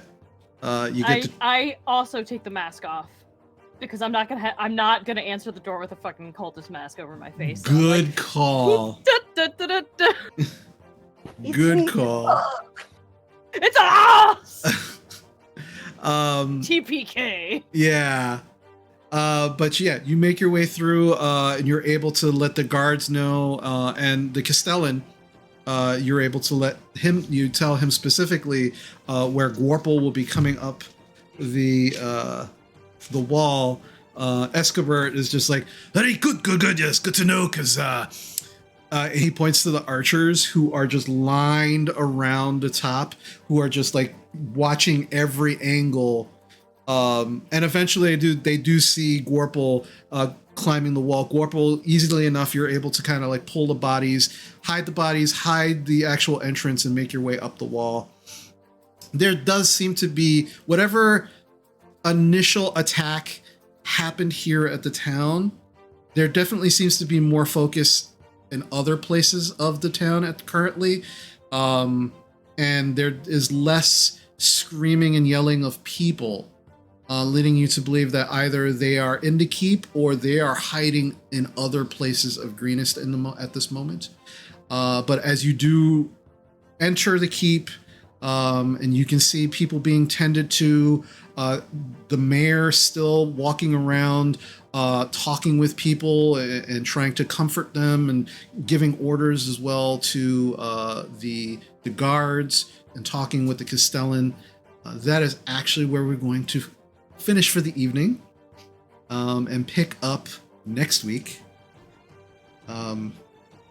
As the siege of Greenest Keep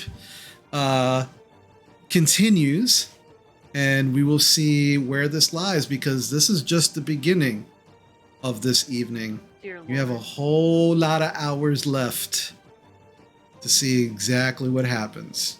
But, Yeah. but you have made your way back safely to the keep, and then we'll pick up where you're actually having a short rest, and then we'll go from there. All right. So thank you. Great game, everyone. That was great. Yay, We won't be thank you. meeting next week, correct? Oh, that's right. Thank you. Thank you. That's right. So we will not be having game next week. We'll be picking back up the week after. Right.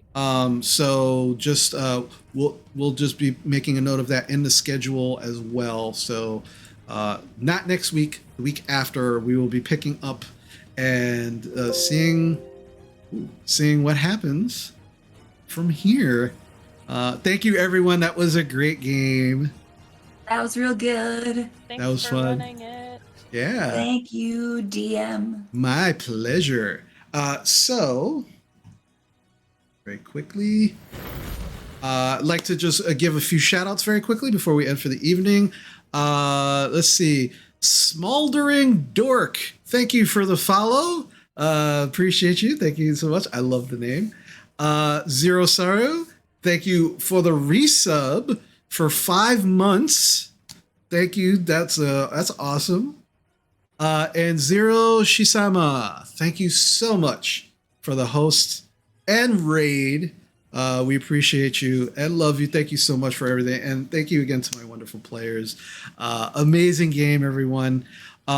Just as I said, as I always say, as we close out, we're definitely going to raid someone else. So please don't leave right away. We always raid someone who's shown us support, but also we should be showing support for them as well. Because again, support is lifting each other up, and that's what we should do for each other. So once again, please be kind to yourself. Please be kind to others. Until we see you next time, take care. We love you very much. Have a great night.